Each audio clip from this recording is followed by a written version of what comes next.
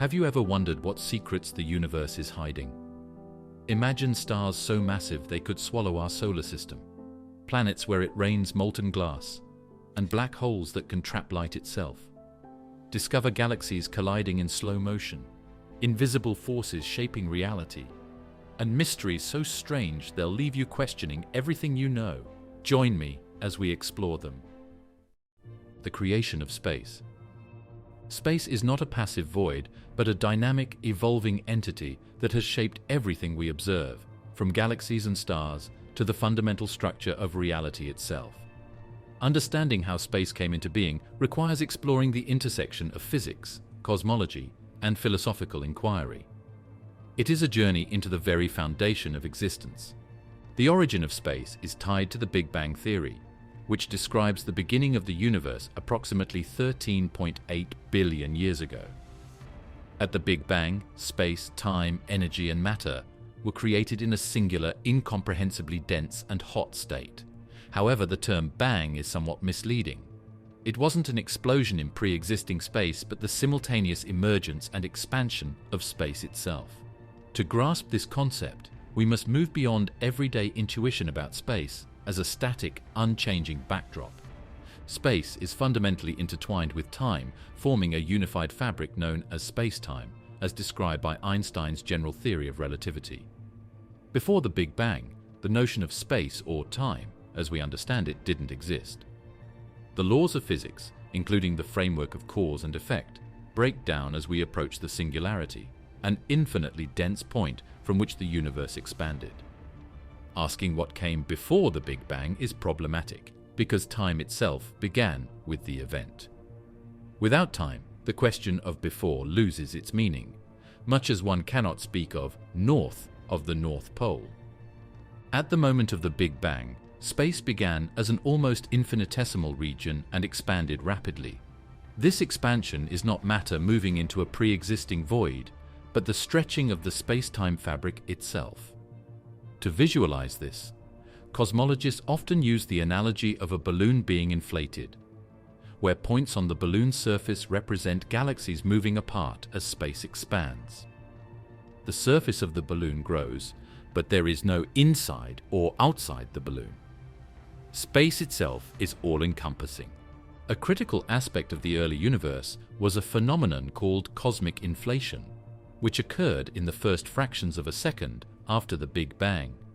During inflation, space expanded exponentially, increasing in size by a factor of at least 100 septillion in an unimaginably short time. This rapid expansion smoothed out irregularities in the universe, creating the nearly uniform space-time fabric we observe today.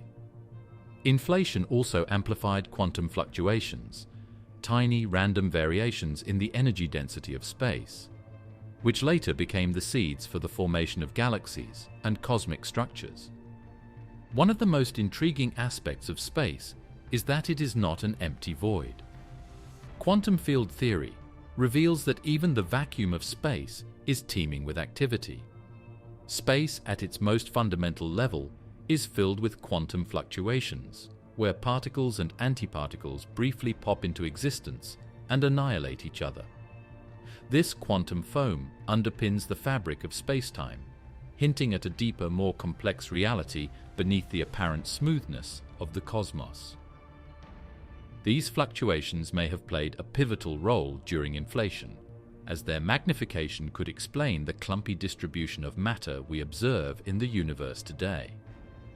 Einstein's theory of relativity revolutionized our understanding of space by showing that it is not a rigid framework, but a malleable fabric influenced by mass and energy. Massive objects like stars and galaxies warp space-time around them, creating what we perceive as gravity. These distortions allow light to bend and time to slow near massive objects, phenomena that have been observed in events like gravitational lensing and time dilation near black holes. Space is not passive, it is shaped and reshaped by the entities it contains. The creation of space is also deeply linked to the concept of the cosmological constant, a term Einstein introduced in his equations to describe the energy density of empty space. Initially thought to be an error, The cosmological constant has gained renewed significance in explaining the accelerated expansion of the universe, attributed to dark energy. Dark energy, a mysterious force permeating all of space, pushes galaxies apart at an ever-increasing rate. This suggests that space is not merely a stage for cosmic events, but an active participant in the universe's evolution. The cosmic microwave background, CMB radiation, provides a window into the early universe and the creation of space. This faint glow, detected in all directions, is the afterglow of the Big Bang, a relic of the moment when the universe became transparent as photons decoupled from matter. The CMB reveals a snapshot of the universe when it was just 380,000 years old, showing a nearly uniform distribution of energy with slight variations. These variations correspond to regions of slightly different densities, shaped by quantum fluctuations during inflation. The CMB confirms that space has been expanding and evolving since its inception, offering critical insights into its origins. The creation of space raises profound questions about its underlying nature. What, if anything, lies beneath space-time? Some theories, like string theory, suggest that space may emerge from more fundamental structures, such as vibrating strings or networks of quantum states. In these models, the space we experience is a higher dimensional construct, and the familiar three dimensions of space and one of time are merely emergent properties of deeper, multidimensional phenomena. The multiverse hypothesis takes this idea further, proposing that our universe is just one of countless others, each with its own version of space-time. If true, the creation of space in our universe might be just one instance in an infinite series of cosmic births, each governed by different physical laws. These ideas are speculative, but offer intriguing possibilities for understanding the origins of space in a broader context. Another perspective comes from loop quantum gravity, which suggests that space is not continuous, but composed of discrete, finite units, much like pixels on a screen. According to this theory, space-time at the Planck scale, the smallest measurable scale, is quantized, consisting of tiny, indivisible units. This idea challenges the classical notion of smooth space and opens the door to a radically different view of its creation and structure. The creation of space also involves philosophical considerations. If space and time emerge from the Big Bang, what does this imply about the nature of existence itself? Is space a fundamental aspect of reality, or is it a construct that arises from more basic principles? These questions push the boundaries of human understanding, requiring both scientific exploration and metaphysical reflection. The mechanics of star quakes and their impact on stellar evolution. Stars may seem like static points of light in the night sky, but in reality, they are dynamic, ever-changing objects. One of the most fascinating phenomena occurring within them is something called a starquake. These are oscillations or vibrations that ripple through a star's interior, somewhat akin to earthquakes on Earth, though on a scale that's difficult to fathom. To understand starquakes, imagine dropping a pebble into a still pond. The ripples that spread out across the water are similar to the waves traveling through a star when a starquake occurs. These waves can reveal incredible details about the star's inner workings, making starquakes one of the most intriguing tools for studying stars. A starquake happens because of shifts in the star's internal structure. Deep inside a star, forces are constantly battling for equilibrium. Gravity is pulling the star's material inward, while the pressure from nuclear fusion at the core pushes outward. If something disrupts this balance, say a sudden change in the core's temperature or density, the star can experience a quake. The result is a series of oscillations that can last for hours or even days, depending on the size and structure of the star. These oscillations aren't visible to the naked eye, but they can be detected by studying the star's light. As the surface of the star ripples, the light it emits changes ever so slightly, almost like the way the tone of a bell changes when it vibrates. By carefully analyzing these tiny variations, astronomers can determine the frequency and amplitude of the star's oscillations. This field of study is called asteroseismology, and it has revolutionized our understanding of stars. One of the key discoveries made through asteroseismology is that starquakes provide a direct window into a star's interior. Normally, we can only observe the outer layers of a star, the photosphere, where its light is emitted. But asteroseismology allows scientists to probe the hidden layers beneath, much like a doctor uses an ultrasound to see inside the human body. For example, by studying the oscillations of red giants, astronomers have learned how their cores are structured and how energy flows from the core to the surface. This information helps refine models of stellar evolution, giving us a clearer picture of how stars age and die. The study of starquakes has also shed light on the composition of stars. Different elements within a star's core create distinct oscillation patterns, much like different materials produce unique sounds when struck. By analyzing these patterns, astronomers can determine the ratios of hydrogen, helium, and heavier elements within a star. This is particularly valuable for understanding the early stages of a star's life, as well as its eventual fate. One of the most striking examples of asteroseismology in action came from NASA's Kepler mission. Originally designed to search for exoplanets, Kepler also monitored the light of thousands of stars, capturing data on their oscillations. This data has been a treasure trove for asteroseismologists. For instance, scientists discovered that some stars exhibit solar-like oscillations, which are caused by convection currents in their outer layers. These oscillations are remarkably similar to those observed in our own Sun, providing a fascinating point of comparison. Starquakes also reveal how magnetic fields influence stars. Magnetic fields can alter the way waves travel through a star, creating unique patterns in its oscillations. This has important implications for understanding stellar magnetism, which plays a crucial role in phenomena like solar flares and coronal mass ejections. These magnetic events can have significant effects on nearby planets, including Earth, so studying them is vital for understanding space weather and its potential impact on our technology.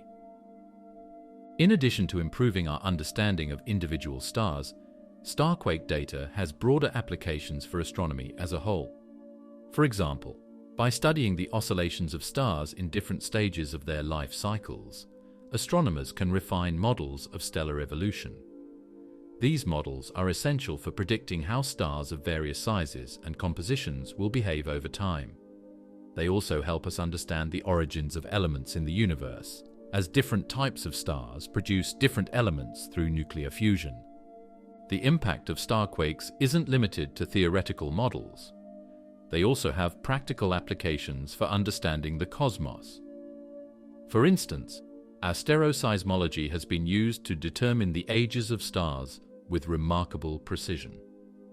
Knowing a star's age is crucial for understanding the history of its planetary system. In some cases, this information can even shed light on the potential for life on planets orbiting that star. If a star is too young, its planets may still be forming.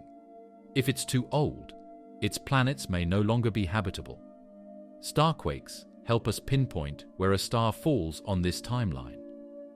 Another exciting area of research involves studying starquakes in massive stars, which can offer clues about their eventual fates. Massive stars often end their lives in dramatic supernova explosions, leaving behind neutron stars or black holes. By analyzing the oscillations of these stars, scientists can learn more about the conditions leading up to these explosions. This, in turn, helps us understand the role of massive stars in shaping galaxies and seeding the universe with heavy elements. Even neutron stars, the dense remnants of massive stars, can experience starquake-like phenomena. These are called crustquakes, and they occur when the rigid crust of a neutron star suddenly shifts. Studying crustquakes provides insights into the extreme conditions inside neutron stars, where matter is compressed to densities that defy our understanding of physics. Starquakes also have a poetic side. They remind us that stars are not static, lifeless objects, but dynamic, evolving systems. They are constantly changing, responding to the forces within and around them. This dynamic nature makes stars endlessly fascinating to study, as each new discovery reveals another layer of complexity. The birth of stars and the origins of planetary systems. Stars emerge from regions in space known as molecular clouds, vast stretches of gas and dust that are often scattered across galaxies. These clouds are immense, some of them spanning light years in diameter, and they serve as the cradles of stellar creation. Imagine looking at the wispy edges of a cloud on Earth, but instead of water vapor, these cosmic clouds are composed primarily of hydrogen, along with traces of helium and other elements. They drift quietly in space until something disrupts their balance. It could be a nearby supernova explosion, or even the gravitational influence of a passing star. When this happens, sections of the cloud begin to collapse under their own gravity. This collapse is the first step in star formation. As the gas falls inward, it heats up, and the center of the collapsing region forms what we call a protostar, a glowing, dense core that will eventually become a fully fledged star. To put this in perspective, think of squeezing a ball of clay. The more you compress it, the denser it becomes. In a protostar, the compression is so intense that the core reaches millions of degrees, hot enough for nuclear fusion to ignite. At this stage, hydrogen atoms are smashed together to form helium, releasing an enormous amount of energy. This energy provides an outward pressure that balances the inward pull of gravity, creating a stable star. Our Sun went through this process billions of years ago. Surrounding this young star is a disk of leftover gas and dust, known as a protoplanetary disk. These disks are fascinating because they're the starting point for planetary systems. Picture a spinning potter's wheel with clay being shaped into a bowl. In a similar way, particles in the protoplanetary disk collide and stick together, forming clumps that grow over time. These clumps become planetesimals, the building blocks of planets. Some of these planetesimals merge into full-sized planets, while others become moons, asteroids, or comets. The conditions within the disk determine what kinds of planets form. Closer to the star, where temperatures are high, rocky planets like Earth and Mars take shape. Farther out, where it's colder, gas giants like Jupiter and Saturn can form, with thick atmospheres of hydrogen and helium. This division between rocky and gas planets is why our solar system has such a diverse array of worlds. But the environment around a newborn star is anything but serene. Young stars emit powerful radiation and stellar winds, streams of charged particles that can blow away the surrounding gas and dust. These forces sculpt the planetary system, determining how much material is left for planets to grow. For example, the intense radiation from our Sun likely cleared out much of the gas near its core, allowing Earth to form as a rocky planet rather than a gas giant. Observations of other stellar systems have revealed just how diverse planetary systems can be. Some stars have planets packed tightly together, orbiting in patterns that seem almost alien compared to our solar system. Others have planets on wide, elliptical orbits that take them far from their stars. This diversity shows that the processes shaping planetary systems are both universal and highly variable, influenced by the unique conditions of each protoplanetary disk. One of the most exciting areas of research involves studying these disks directly. Using telescopes like ALMA, Atacama Large Millimeter Submillimeter Array, scientists have captured images of young stars surrounded by disks with gaps and rings. These features are believed to be the footprints of forming planets, carving paths as they collect material. It's like watching a construction site where planets are the builders, and the protoplanetary disk is their raw material. Let's take a moment to consider how these processes played out in our own solar system. Around 4.6 billion years ago, the Sun formed from a collapsing cloud of gas and dust within our galaxy. Surrounding it was a disk that eventually gave rise to planets, moons, and smaller objects. Over millions of years, gravity worked its magic, pulling particles together into larger and larger clumps. The inner part of the disk, rich in metals and silicates, formed the terrestrial planets: Mercury, Venus, Earth, and Mars. The outer part, where ices could remain solid, formed the gas giants and icy bodies like Pluto. The leftovers from this process didn't go to waste. Comets and asteroids, remnants of the early solar system, have provided scientists with a time capsule of its formation. By studying these objects, we've gained insights into the conditions that existed billions of years ago. Another intriguing aspect of planetary system formation is the role of migration. Early in their development, planets can change their orbits, moving closer to or farther from their stars. This migration can have dramatic effects on the entire system, pushing smaller planets into unstable orbits or even ejecting them into interstellar space. Our solar system shows signs of such migration. For instance, Jupiter's movements may have influenced the distribution of asteroids and the formation of the terrestrial planets. The study of exoplanets, planets outside our solar system, has added even more layers to our understanding. Scientists have discovered planets that defy traditional models, such as hot Jupiters, gas giants orbiting scorchingly close to their stars. These discoveries challenge our ideas about how planets form and migrate, forcing us to refine our theories. Despite the progress, many mysteries remain. For instance, what determines the number of planets a system will have? Why do some systems produce Earth-like planets while others don't? And what role do stellar neighbors play in shaping a system's final architecture? Each new discovery brings us closer to answering these questions, but it's clear that no two planetary systems are exactly alike. But there are some questions that we can answer. The life cycles of hypergiant stars and their explosive deaths. Hypergiant stars are rare, extraordinary objects that push the limits of what stars can be. These celestial behemoths are characterized by their immense mass and incredible luminosity, often shining millions of times brighter than the Sun.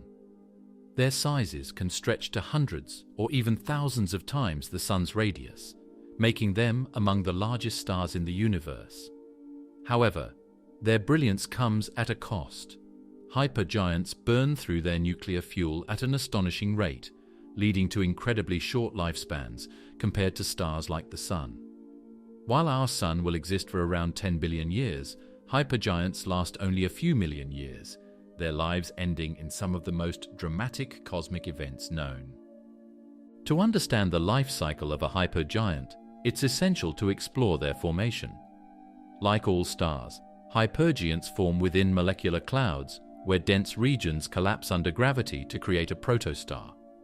However, what sets hypergiants apart is the sheer mass of the material they accumulate during this early stage. A hypergiant typically begins its life with a mass at least 30 times greater than that of the Sun, though many exceed this, reaching hundreds of solar masses. This immense mass leads to core temperatures and pressures far beyond those of smaller stars, driving rapid nuclear fusion and producing the immense luminosity that defines them. From the moment a hypergiant ignites, it enters a turbulent existence. The core's fusion reactions generate immense radiation pressure, which counteracts the star's gravity, creating a precarious balance. This balance is far more unstable than in smaller stars, as the sheer weight of the outer layers pushes the core to extreme conditions. Over time, the star loses mass at an extraordinary rate through powerful stellar winds. These winds can carry away material equivalent to multiple Earth masses each year. The mass loss not only reduces the star's size, but also changes its chemical composition, exposing layers of heavier elements that were created through nuclear fusion. The instability of hypergiants is one of their defining characteristics. Their surfaces often exhibit dramatic pulsations, with the outer layers expanding and contracting in cycles. These pulsations can eject large amounts of material into space, creating vast, complex nebulae around the star.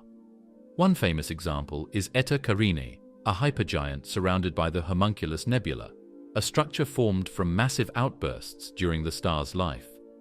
Such outbursts are not just beautiful, they also indicate the violent processes occurring within the star as it approaches the end of its life. As a hypergiant nears the end of its short life, its core becomes increasingly unstable. The fusion of lighter elements like hydrogen and helium gradually gives way to the fusion of heavier elements such as carbon, oxygen, and silicon. Each stage of fusion occurs more quickly than the last, with the final stages lasting mere days or hours. The process culminates in the production of iron in the core. Unlike lighter elements, the fusion of iron does not release energy. Instead, it absorbs energy, causing the core to collapse under its immense gravity. This core collapse sets off a chain reaction that results in a supernova explosion. The outer layers of the star are blasted into space with incredible force, while the core itself is compressed to extreme densities. Depending on the mass of the core, it may become a neutron star or a black hole. Neutron stars, while incredibly dense, are composed almost entirely of neutrons and have diameters of only about 20 kilometers. Black holes, on the other hand, represent a point of no return in spacetime, where gravity is so strong that nothing can escape. The supernova of a hypergiant is an event of immense significance in the universe. The explosion releases vast amounts of energy, momentarily outshining entire galaxies. It also produces a variety of heavy elements through a process called supernova nucleosynthesis. Elements like gold, uranium, and platinum are forged in these extreme conditions and then dispersed into space, enriching the interstellar medium. Over time, these elements become part of new stars, planets, and even life forms, making hypergiants essential contributors to cosmic evolution. The remnants of hypergiant deaths leave behind fascinating phenomena. If the core collapses into a neutron star, it may become a pulsar, emitting beams of electromagnetic radiation as it rotates. If a black hole forms, it can become the center of a complex system, accreting material from nearby stars and generating high-energy emissions. In either case, the legacy of the hypergiant continues to influence its surroundings long after its death. Hypergiants also play a key role in shaping their galactic environments. The powerful stellar winds and supernova explosions associated with these stars can trigger the formation of new stars by compressing nearby molecular clouds. However, they can also disrupt star formation by dispersing gas and dust. This dual role, as both creators and destroyers, underscores the profound impact of hypergiants on the cosmos. Studying hypergiants is challenging because they are so rare and short-lived. Most of them are located far from Earth, and their extreme brightness often makes it difficult to observe their details. However, advances in telescopes and observational techniques have provided new insights.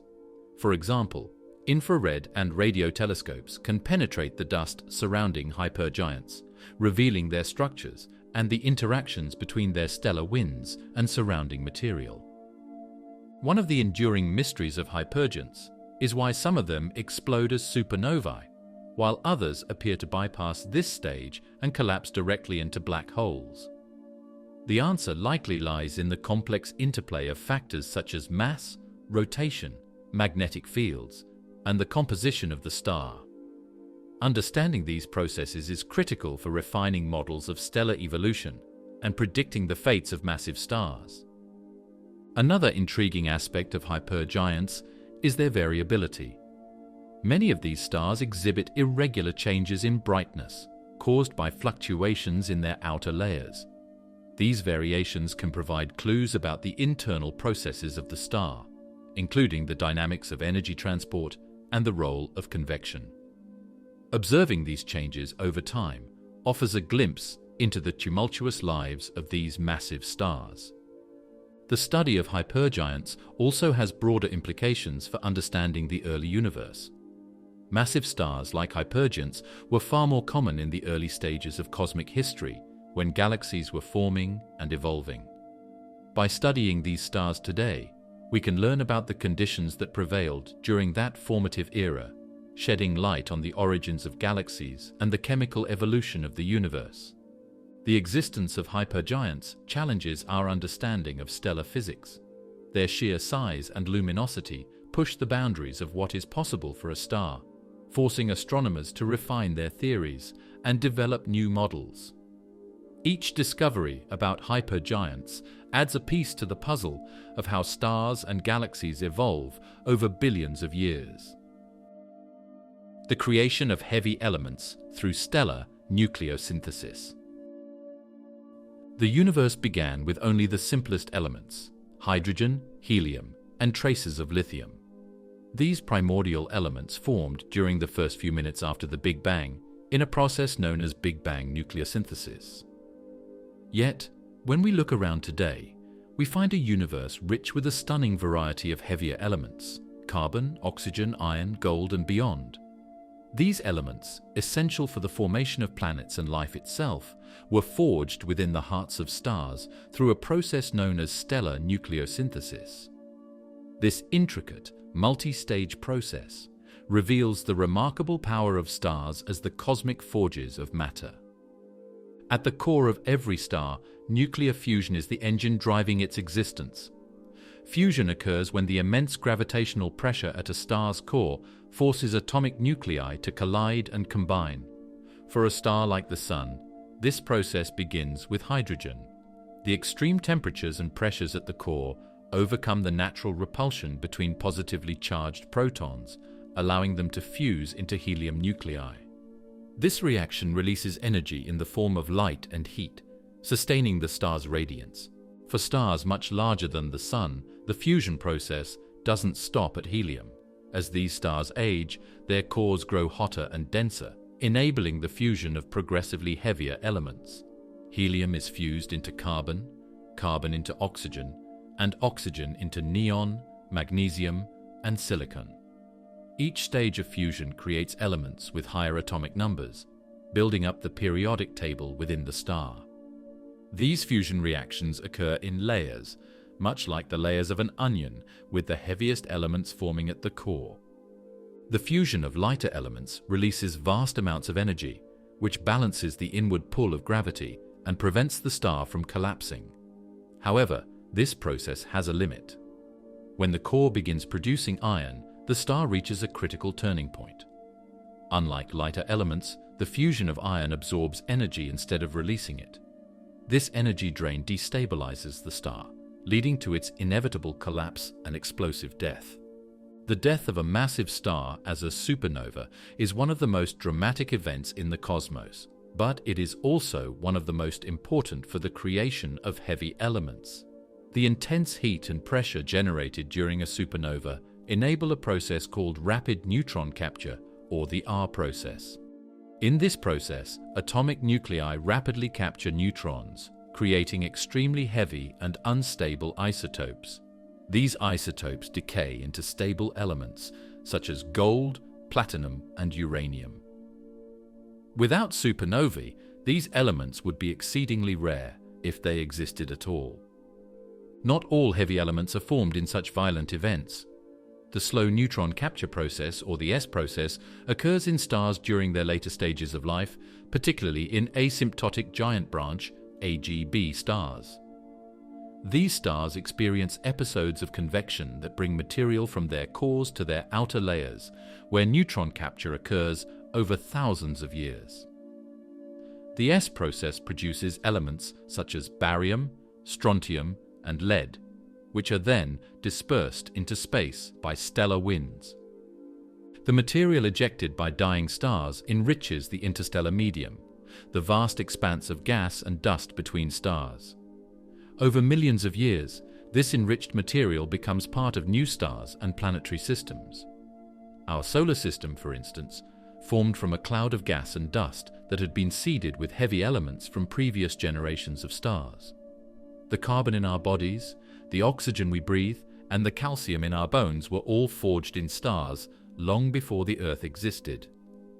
In some cases, heavy elements are produced in even more exotic environments. Neutron star mergers, for example, are among the most significant sources of R process elements. When two neutron stars collide, they create conditions so extreme that vast amounts of heavy elements are synthesized in moments.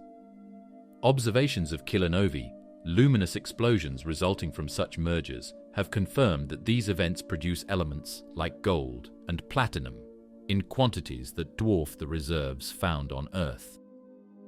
The creation of heavy elements is also influenced by the mass and metallicity of stars. Metallicity, in astronomical terms, refers to the abundance of elements heavier than helium in a star. High metallicity stars, formed later in the universe's history, have more complex fusion processes because they start with a greater variety of elements. In contrast, the first stars, known as population 3 stars, were composed almost entirely of hydrogen and helium.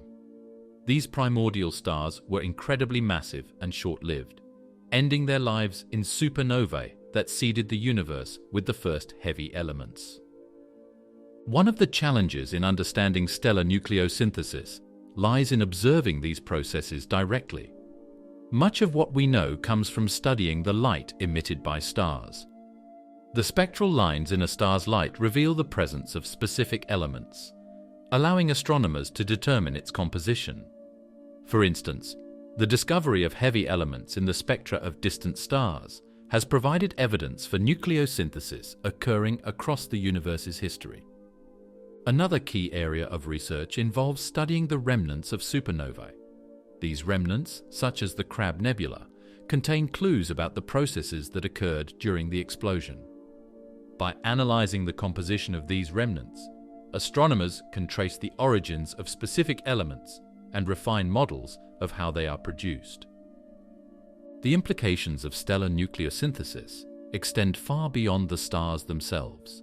The elements forged in stars are the building blocks of everything we see around us. The water in our oceans, the silicon in our computer chips, and the iron in our blood all owe their existence to the life cycles of stars. Even elements like iodine, essential for human health, were created in supernova and dispersed across the cosmos. In recent years, advancements in computational modeling have provided deeper insights into the complexities of nucleosynthesis. These models simulate the conditions within stars and during supernovae, allowing scientists to test theories about how elements are created. For example, simulations have revealed how variations in a star's rotation, magnetic field, and mass loss rates can influence the production of heavy elements. These models also help explain why certain elements are more abundant in some regions of the galaxy than others. Kilonovae and the role of neutron-star collisions in the cosmos. Kilonovae are among the most remarkable and transformative phenomena in the universe, representing the violent yet profoundly creative consequences of neutron-star mergers. These extraordinary events are not only luminous explosions, but also cosmic forges, where some of the heaviest and rarest elements in the universe, such as gold and platinum, are born. To understand the significance of kilonovae, it's crucial to explore the underlying mechanisms that drive them, the physical conditions that make them possible, and their broader implications for astrophysics, cosmology, and the elemental makeup of the universe. Neutron stars themselves are already extreme objects. They are the remnants of massive stars that ended their lives in supernova explosions. What remains after the outer layers are blasted away is a core composed almost entirely of neutrons, packed so densely that a sugar cube-sized piece of neutron star material would weigh about 1 billion tons. These stars typically measure only about 20 kilometers across, but can contain up to twice the mass of the Sun. Because of their immense density and powerful gravitational fields, neutron stars represent some of the most exotic forms of matter in the cosmos. In rare instances, 2 neutron stars exist as a binary system, orbiting each other in a cosmic dance that can last millions or even billions of years. Over time, the emission of gravitational waves, ripples in spacetime predicted by Einstein's general relativity, causes these neutron stars to lose energy and spiral closer together. As they approach, the gravitational interaction becomes more intense, distorting their shapes and accelerating their orbits to incredible speeds. In the final moments before collision, these stars are moving at a significant fraction of the speed of light, creating one of the most energetic events in the universe. When the neutron stars finally merge, the resulting explosion is what we observe as a kilonova. The term kilonova reflects the fact that these events are about 1,000 times brighter than a typical nova. Unlike supernovae, which are primarily driven by the explosive collapse of massive stars, kilonovae are powered by the radioactive decay of heavy elements formed during the merger. The collision releases a vast amount of energy across the electromagnetic spectrum, from gamma rays and X-rays to visible light and infrared radiation. The defining characteristic of a kilonova is its role in producing heavy elements through a process known as R-process nucleosynthesis. The R process, or rapid neutron capture process, occurs in environments where neutrons are abundant and conditions are extremely energetic. In the brief moments following a neutron star merger, material ejected from the collision is subjected to intense heat and bombardment by neutrons. Atomic nuclei rapidly capture these neutrons, creating highly unstable isotopes that decay into stable heavy elements. This is where some of the universe's most precious elements, such as gold, platinum, and uranium, are formed. The sheer scale of production is staggering. 1 kilonova can generate more gold than all the gold ever mined on Earth. The discovery and study of kilonovae have been revolutionized by advancements in both observational technology and theoretical models. In 2017, the first confirmed observation of a kilonova, GW 170817, marked a watershed moment in astrophysics. Detected through gravitational waves by the LIGO and Virgo observatories, GW 170817 was traced to a galaxy approximately 130 million light-years away. This event was followed by observations of electromagnetic radiation across multiple wavelengths, providing an unprecedented opportunity to study the aftermath of a neutron star merger. The visible and infrared light from the kilonova displayed a unique spectral signature, directly confirming the presence of R-process elements. Gravitational waves play a critical role in our understanding of neutron star mergers and kilonovae. These ripples in space-time carry information about the masses, spins, and orbital dynamics of the merging neutron stars. By analyzing the gravitational wave signals from events like GW 170817, scientists can determine key properties of neutron stars, such as their maximum mass and the equation of state that governs their behavior. This information is essential for understanding the nature of dense matter, which cannot be replicated in any laboratory on Earth. Kilonovae also provide insights into the expansion of the universe. By combining data from gravitational waves and electromagnetic observations, astronomers can measure the distance to neutron star mergers with remarkable precision. This makes kilonovae valuable standard sirens for determining the Hubble constant, a key parameter that describes the rate at which the universe is expanding. Resolving discrepancies in the Hubble constant, measured by different methods, is one of the most pressing challenges in modern cosmology, and kilonovae offer a promising new approach. The material ejected during a neutron star merger is another area of intense study. This ejector is highly anisotropic, meaning it is not distributed evenly in all directions. Some of it is launched at high speeds in jets, which can produce short gamma-ray bursts, intense flashes of gamma rays lasting less than 2 seconds. These bursts are among the most energetic events in the universe, and their association with neutron star mergers was confirmed by observations of GW 170817. The slower-moving ejector, on the other hand, forms the kilonova's visible light and infrared emission, which fades over days to weeks as the radioactive elements decay.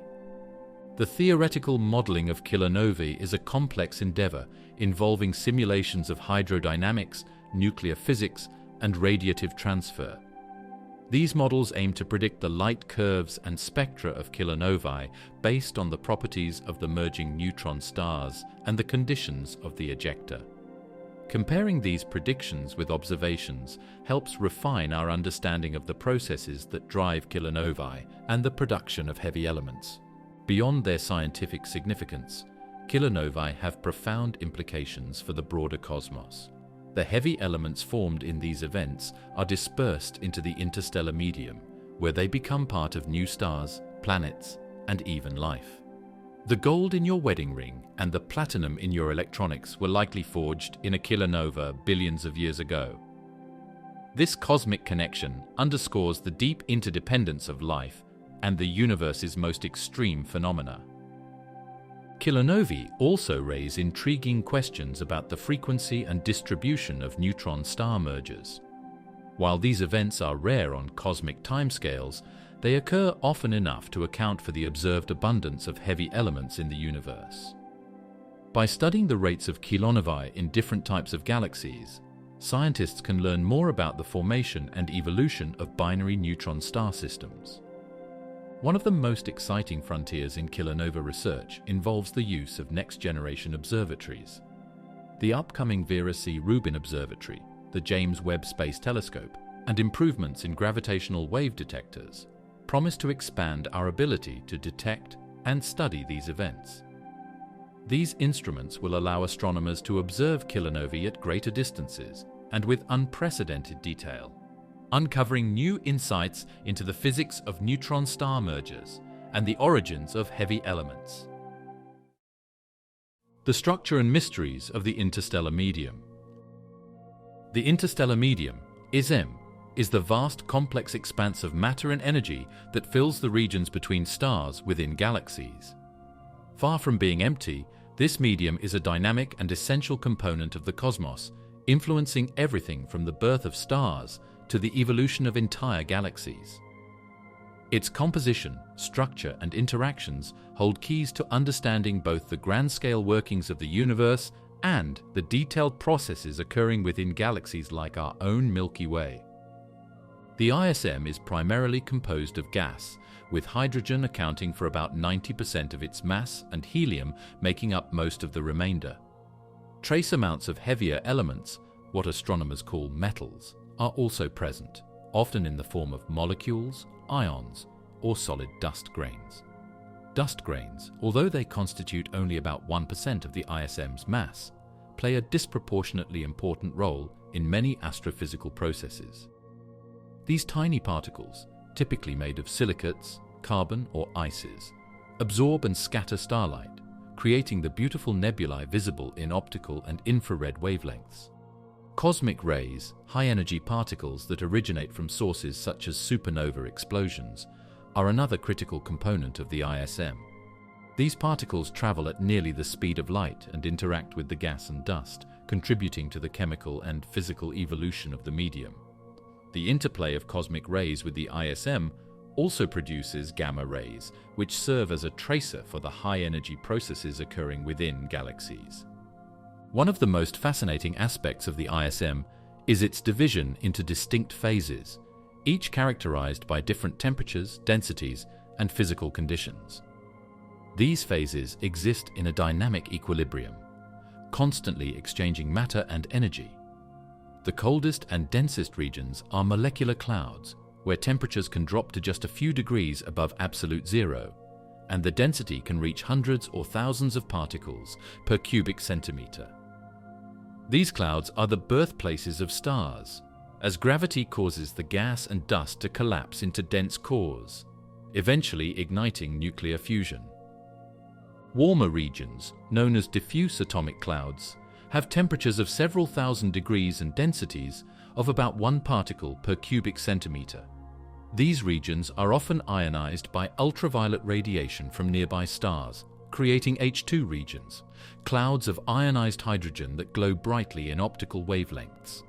The hottest and most diffuse phase of the ISM is the hot ionized medium, which is dominated by gas at temperatures of millions of degrees. This phase is created by shock waves from supernova explosions, which heat the gas to extreme temperatures and inject large amounts of energy into the ISM. The boundaries between these phases are not fixed. They shift and interact in response to events like supernovae, stellar winds, and galactic dynamics. For example, the shock waves from a supernova can compress nearby molecular clouds, triggering star formation. Conversely, these same shock waves can also disperse clouds, halting star formation in certain regions. This delicate balance between destruction and creation is a defining feature of the ISM.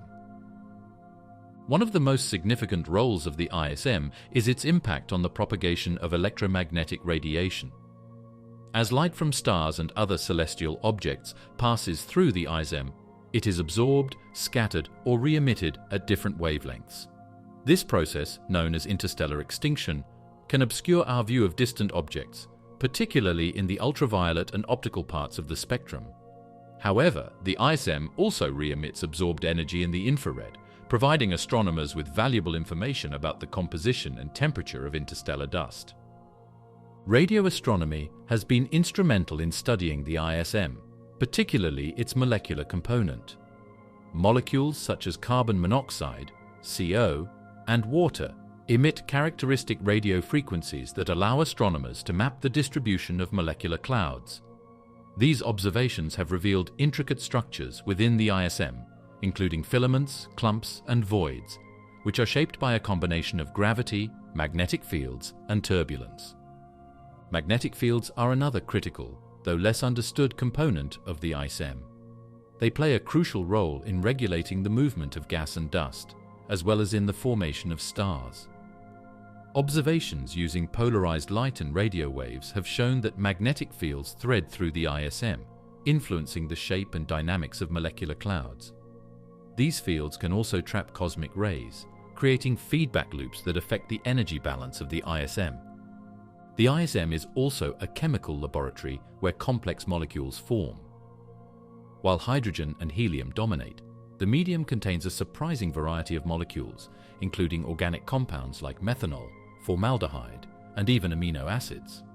The discovery of these molecules in interstellar clouds has profound implications for understanding the origins of life, as it suggests that the building blocks of life are widespread in the universe.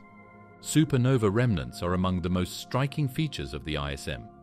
When a star explodes as a supernova, it ejects its outer layers into space at tremendous speeds, creating shock waves that heat and ionize the surrounding gas. These remnants can persist for thousands of years, interacting with the ISM and leaving behind traces of heavy elements such as carbon, oxygen, and iron. These elements are critical for the formation of planets and life, highlighting the ISM's role in cosmic evolution. The interaction between the ISM and galactic dynamics is another area of active research. The ISM is not static. It is constantly being stirred by processes such as spiral density waves, which create the iconic spiral arms of galaxies. These waves compress the ISM, triggering bursts of star formation and shaping the overall structure of galaxies. Galactic fountains, where hot gas is ejected into the halo and then falls back to the disk, further enrich and recycle the ISM, ensuring its continuous evolution. Despite significant progress, many mysteries about the ISM remain. One of the most puzzling is the nature of dark clouds, which obscure light without emitting significant amounts of radiation themselves. These clouds are thought to contain large amounts of cold, dense gas, but their exact properties and role in star formation are not fully understood. Another mystery is the origin of interstellar turbulence, which appears to be driven by a combination of supernovae, magnetic fields, and galactic rotation, but remains challenging to model accurately. The study of the ISM also has implications for understanding other galaxies. By comparing the ISM in the Milky Way to that in other galaxies, astronomers can identify universal processes and unique features. Observations of starburst galaxies, for example, reveal ISM conditions that are vastly different from those in quiescent galaxies, providing insights into how galaxies evolve over cosmic time. Black hole jets as engines of galactic evolution. Black hole jets are among the most extraordinary and energetic phenomena in the universe, acting as engines of galactic evolution that influence not only their immediate surroundings, but entire regions of the cosmos. These jets are streams of matter and energy ejected at near-light speeds from the vicinity of black holes, extending across vast distances and interacting with the surrounding environment in profound ways. To understand their role, it's essential to delve into their formation, mechanics, and impact on galaxies and the intergalactic medium. The formation of black hole jets begins with the process of accretion. When matter falls toward a black hole, it does not fall directly inward, but instead forms an accretion disk, a swirling structure of gas, dust, and other material that spirals ever closer to the event horizon. This disk is a chaotic, high-energy environment where immense gravitational forces compress and heat the infalling material to millions of degrees. The result is the release of electromagnetic radiation across multiple wavelengths, making accretion disks some of the brightest objects in the universe. The jets themselves arise from this accretion process, but involve mechanisms that are not entirely understood, requiring a combination of intense magnetic fields, rotational energy, and relativistic physics. As the black hole spins, it twists and amplifies magnetic field lines in the accretion disk, creating a powerful electromagnetic force. This force channels some of the infalling material away from the black hole along the axis of rotation, accelerating it to relativistic speeds. These jets can extend for thousands, sometimes even millions of light years, forming structures visible across vast cosmic distances. The particles in these jets, primarily electrons and protons, are accelerated to such high speeds that they emit radiation through synchrotron processes. As these charged particles spiral around magnetic field lines, they produce a spectrum of radiation that includes radio waves, X-rays, and gamma rays. This synchrotron emission is a key diagnostic tool for astronomers studying jets, providing information about their composition, speed, and magnetic structure. One of the most striking features of black hole jets is their collimation, how tightly they are focused.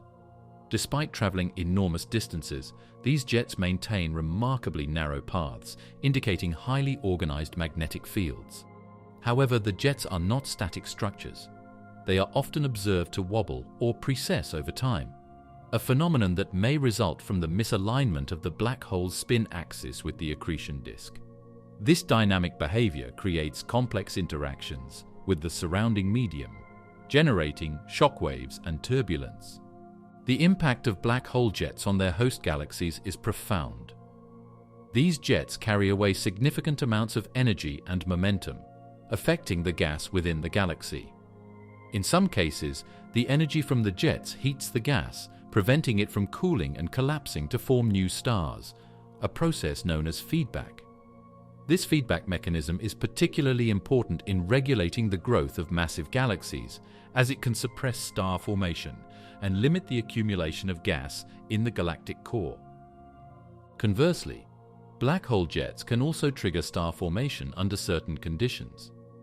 As the jets plow through the interstellar medium, they compress gas clouds, creating regions of high density where new stars can form. This dual role, both suppressing and stimulating star formation, underscores the complexity of jet feedback and its dependence on the specific conditions within a galaxy.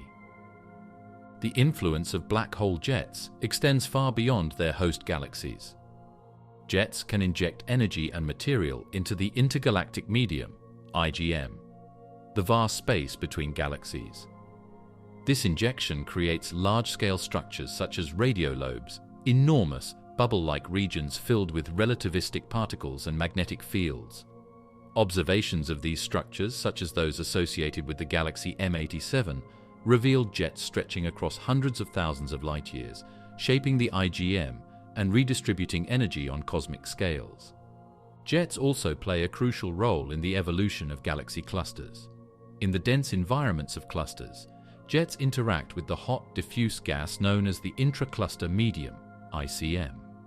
The energy deposited by jets can create cavities or bubbles in the ICM, as seen in systems like the Perseus cluster. These bubbles rise through the ICM, redistributing heat and preventing runaway cooling that would otherwise lead to excessive star formation. This process, known as active galactic nucleus (AGN) feedback, helps maintain the balance between heating and cooling in galaxy clusters. Observational evidence of black hole jets comes from a variety of wavelengths, each revealing different aspects of their nature. Radio observations, for example, are particularly effective at detecting synchrotron emission from relativistic particles, allowing astronomers to map the structure of jets and their associated lobes. X-ray telescopes, on the other hand, capture the high-energy interactions between jets and their surroundings, including shock waves and hot gas. Gamma-ray observations provide insights into the most extreme processes occurring within jets, such as particle acceleration near the black hole. One of the most famous examples of a black hole jet is in the galaxy M87, located in the Virgo cluster. The jet from M87's supermassive black hole extends for about 5,000 light-years and is visible across multiple wavelengths. Recent observations using the Event Horizon Telescope have even captured the shadow of M87's black hole, providing a direct connection between the central engine and the jet. These observations have confirmed theoretical predictions about the role of magnetic fields and spin in jet formation. Another compelling example is the Quasar 3 C273, one of the brightest and most studied quasars in the sky. Its jet extends over 200,000 light-years and demonstrates the incredible power of relativistic jets to transport energy across intergalactic distances. The study of such systems has been instrumental in refining our understanding of jet physics and their broader impact on the universe. The study of black hole jets is not just about understanding individual galaxies. It also sheds light on the large-scale structure of the cosmos. Jets are thought to play a role in shaping the cosmic web, the vast network of filaments and voids that defines the large-scale distribution of matter in the universe. By redistributing energy and matter, jets influence the formation and evolution of galaxy clusters, helping to create the structures we observe today. Despite significant progress, many questions about black hole jets remain unanswered. For example, the exact mechanisms by which jets are launched and collimated are still a matter of active research. The role of magnetic fields, the nature of the particles in the jets, and the interplay between jets and their environments are all areas where theoretical models and observations are continually evolving. Magnetars and the extreme forces of magnetic fields in space. As a subclass of neutron stars, magnetars represent a rare and extreme phase of stellar evolution, pushing the boundaries of what we understand about matter and the forces that govern it. These enigmatic objects are fascinating not only for their unique properties, but also for the insights they provide into the interplay between gravity, magnetism, and quantum physics on cosmic scales. Magnetars originate from the cores of massive stars that explode as supernovae. When a massive star exhausts its nuclear fuel, its core collapses under gravity to form a neutron star, a compact remnant composed almost entirely of neutrons. Most neutron stars are already extraordinary, with densities so extreme that a single cubic centimeter would weigh more than 1 billion tons. However, a fraction of these neutron stars are born with rapid rotation and powerful magnetic fields, giving rise to magnetars. These magnetic fields can reach intensities of up to 1 quadrillion Gauss, or about 1 trillion times stronger than Earth's magnetic field, making magnetars the most magnetic objects in the known universe. The origin of these immense magnetic fields remains an open question, but several theories have been proposed. One hypothesis suggests that the intense fields are a result of a dynamo effect during the early life of the neutron star, where its rapid rotation and convection generate and amplify the magnetic field. Another theory posits that magnetars are born from progenitor stars with unusually strong magnetic fields, which are preserved and amplified during the core collapse. Observational evidence suggests that magnetars are more likely to form in environments with high stellar densities, such as star-forming regions, where massive stars are common. Magnetars exhibit a range of extraordinary phenomena, many of which are linked to their extreme magnetic fields. The immense magnetic pressure distorts the star's crust, creating enormous stresses that can lead to sudden shifts known as star quakes. These starquakes are analogous to earthquakes on Earth, but involve the cracking and shifting of a solid crust that encases an ultra-dense fluid interior. When a starquake occurs, it releases an enormous amount of energy, often observed as bursts of X-rays or gamma rays. These outbursts can last from fractions of a second to several minutes, depending on the scale of the crustal rupture. One of the most dramatic examples of magnetar activity is the giant flare. Giant flares are intense, short-lived emissions of gamma rays and X-rays that outshine all other sources in the galaxy for a brief moment. The energy released during a giant flare can be equivalent to what the Sun emits over thousands of years. A famous example occurred in 2004, when the magnetar SGR 1806-20 produced a giant flare that was so powerful it disrupted Earth's ionosphere, despite being located about 50,000 light-years away. Such events are rare, but provide invaluable data for studying the physics of magnetars and the behavior of matter under extreme conditions. In addition to flares, magnetars are also associated with persistent high-energy emissions. These emissions are thought to arise from the decay of their magnetic fields, which releases energy over time. As a magnetar's magnetic field decays, it heats the star's crust and powers continuous X-ray and gamma-ray radiation. This decay is not uniform and can lead to unpredictable changes in the magnetar's brightness and activity, making them dynamic and challenging objects to study. The magnetic fields of magnetars are so strong that they distort the very space around them, creating phenomena that challenge our understanding of quantum mechanics. In the presence of such intense fields, the behavior of light and matter deviates from standard physics. For example, in a process called vacuum birefringence, the strong magnetic field polarizes the vacuum itself, altering the way light propagates through it. Observations of this effect provide a rare opportunity to test quantum electrodynamics, QED, in extreme environments, pushing the limits of our theoretical models. Magnetars are also suspected to be linked to fast radio bursts, FRBs, mysterious, millisecond-long bursts of radio waves detected from distant galaxies. Recent observations suggest that at least some FRBs originate from magnetars, as demonstrated by the detection of a bright FRB from a known magnetar in the Milky Way. If confirmed, this connection would provide critical insights into the mechanisms behind these enigmatic bursts, which have puzzled astronomers since their discovery. The study of magnetars has far-reaching implications for multiple fields of astrophysics. Their extreme magnetic fields and densities provide a natural laboratory for studying matter under conditions that cannot be replicated on Earth. For instance, the crust of a magnetar is believed to be composed of a highly ordered lattice of ions surrounded by a sea of degenerate electrons. Understanding how this exotic state of matter behaves under the stress of starquakes or magnetic field decay could reveal new physics about the behavior of matter at nuclear densities. Magnetars also offer clues about the life cycles of massive stars and the evolution of neutron stars. Not all neutron stars become magnetars. Most are observed as pulsars or remain dormant. The conditions that lead to the formation of a magnetar versus a pulsar are not fully understood, but they likely involve differences in rotation, magnetic field strength, and the environment in which the neutron star forms.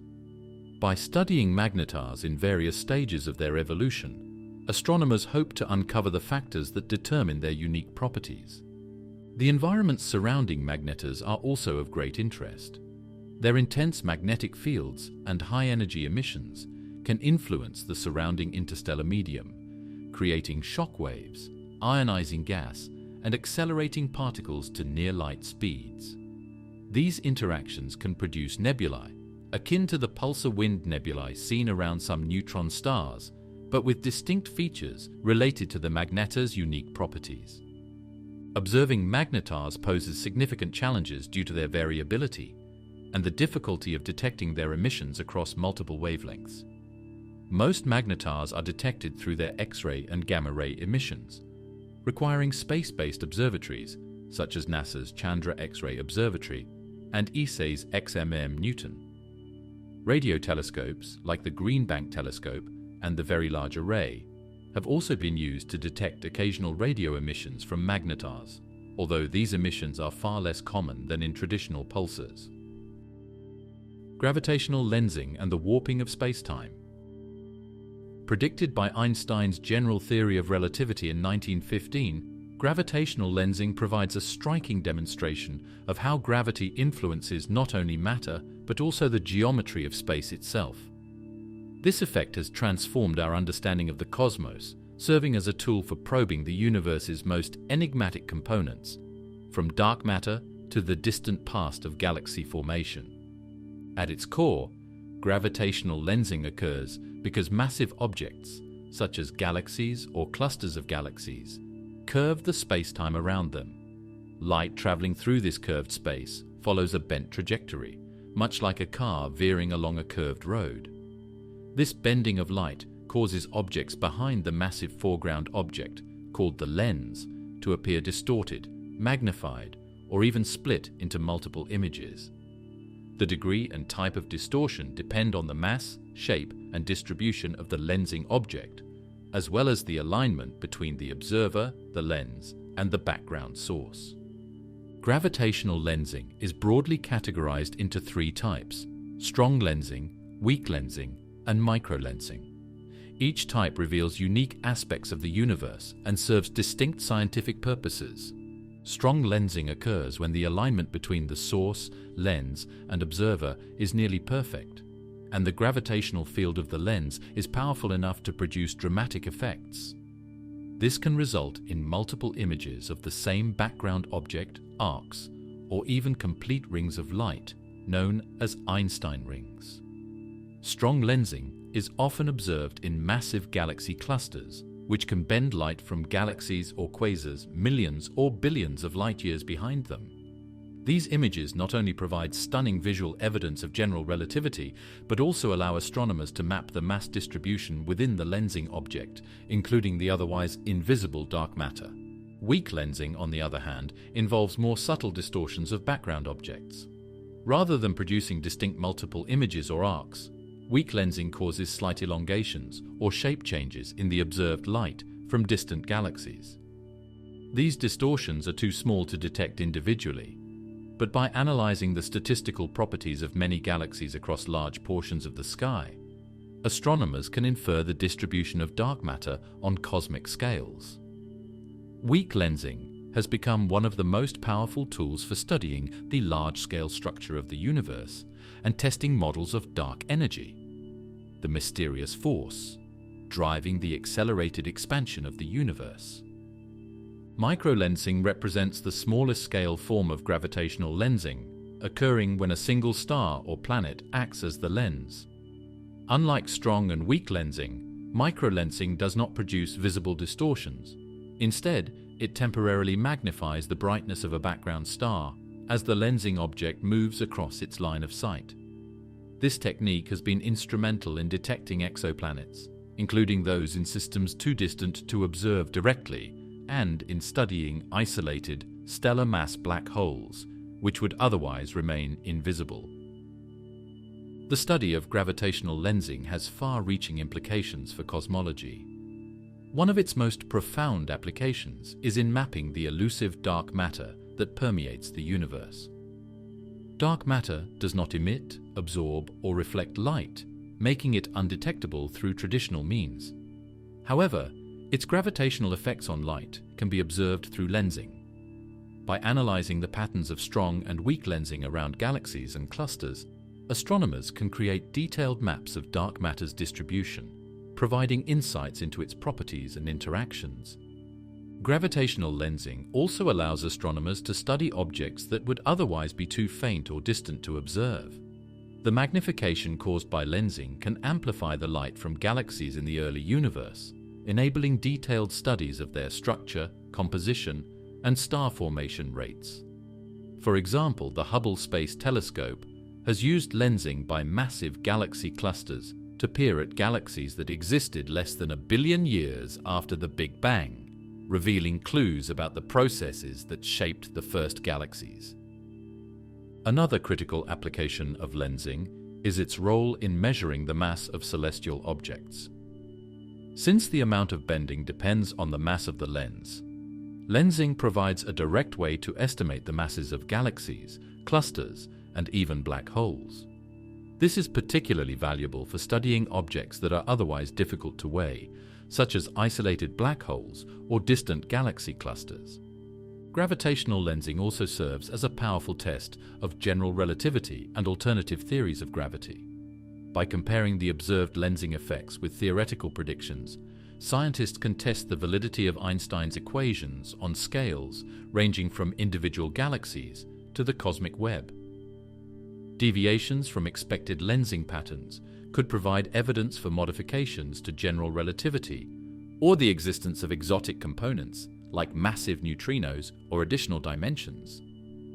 One of the most intriguing phenomena revealed by gravitational lensing is the concept of time delays. When light from a single source is bent into multiple paths by a lensing object, each path has a slightly different length, causing the light to arrive at different times.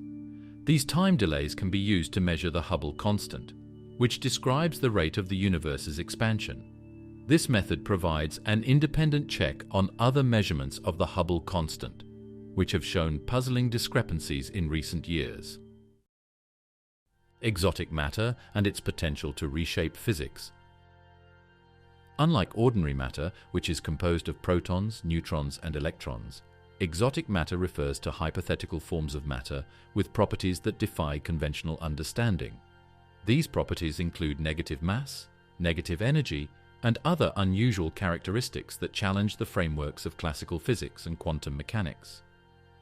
While exotic matter has yet to be observed directly, its theoretical implications could revolutionize our understanding of the universe, from the nature of dark energy to the possibility of faster-than-light travel.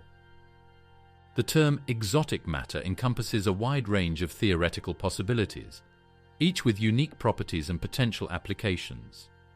One of the most intriguing types is negative mass. Negative mass would exhibit counterintuitive behavior, accelerating in the opposite direction when pushed. If such a substance exists, it could have profound implications for both fundamental physics and practical applications.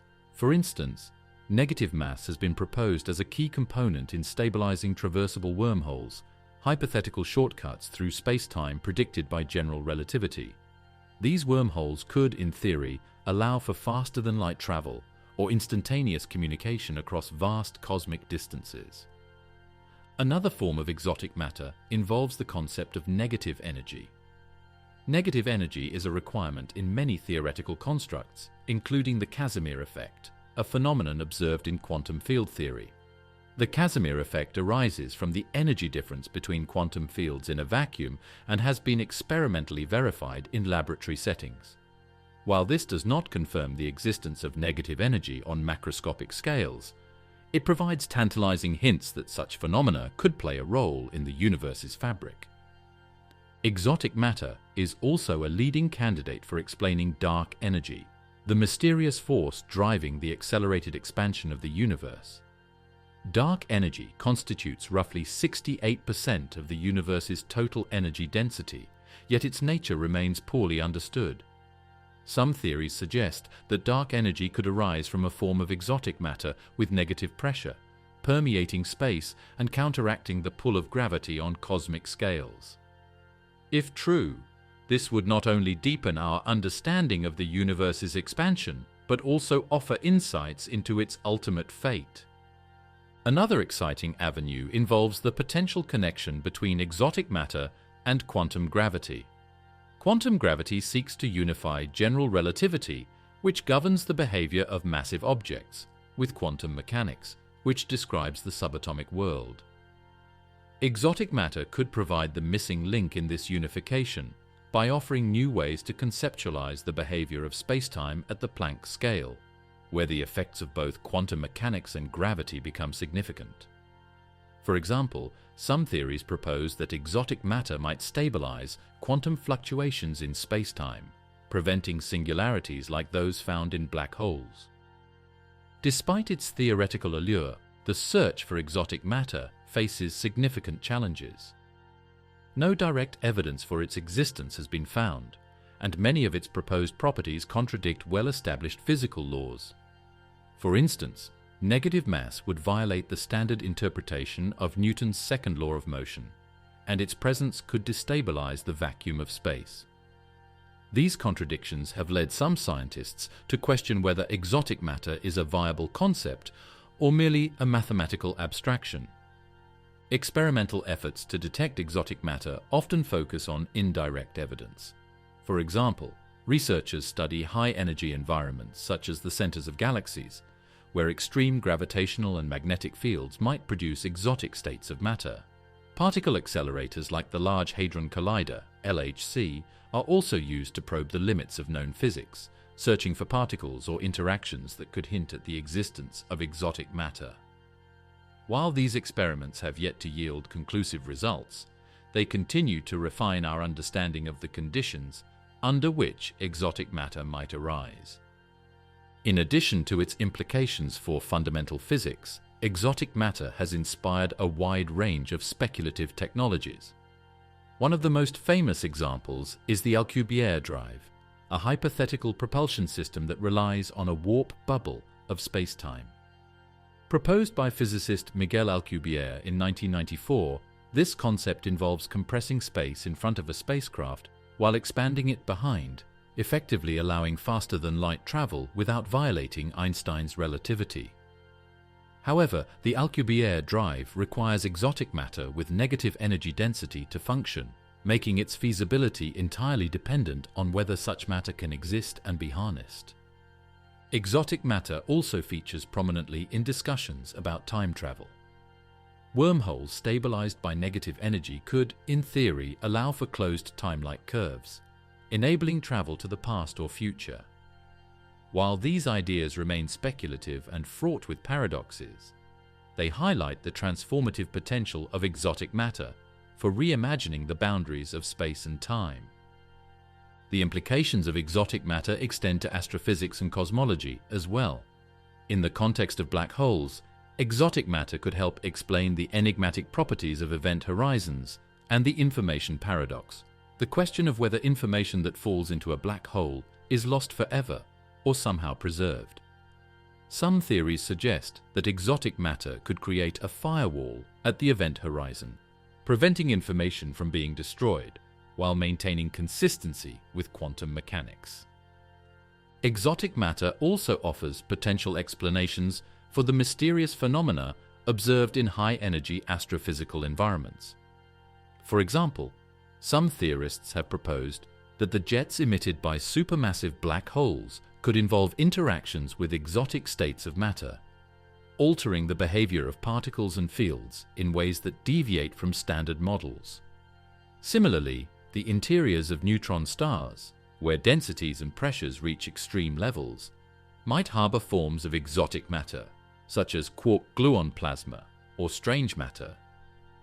One of the most intriguing aspects of exotic matter is its potential role in the multiverse hypothesis.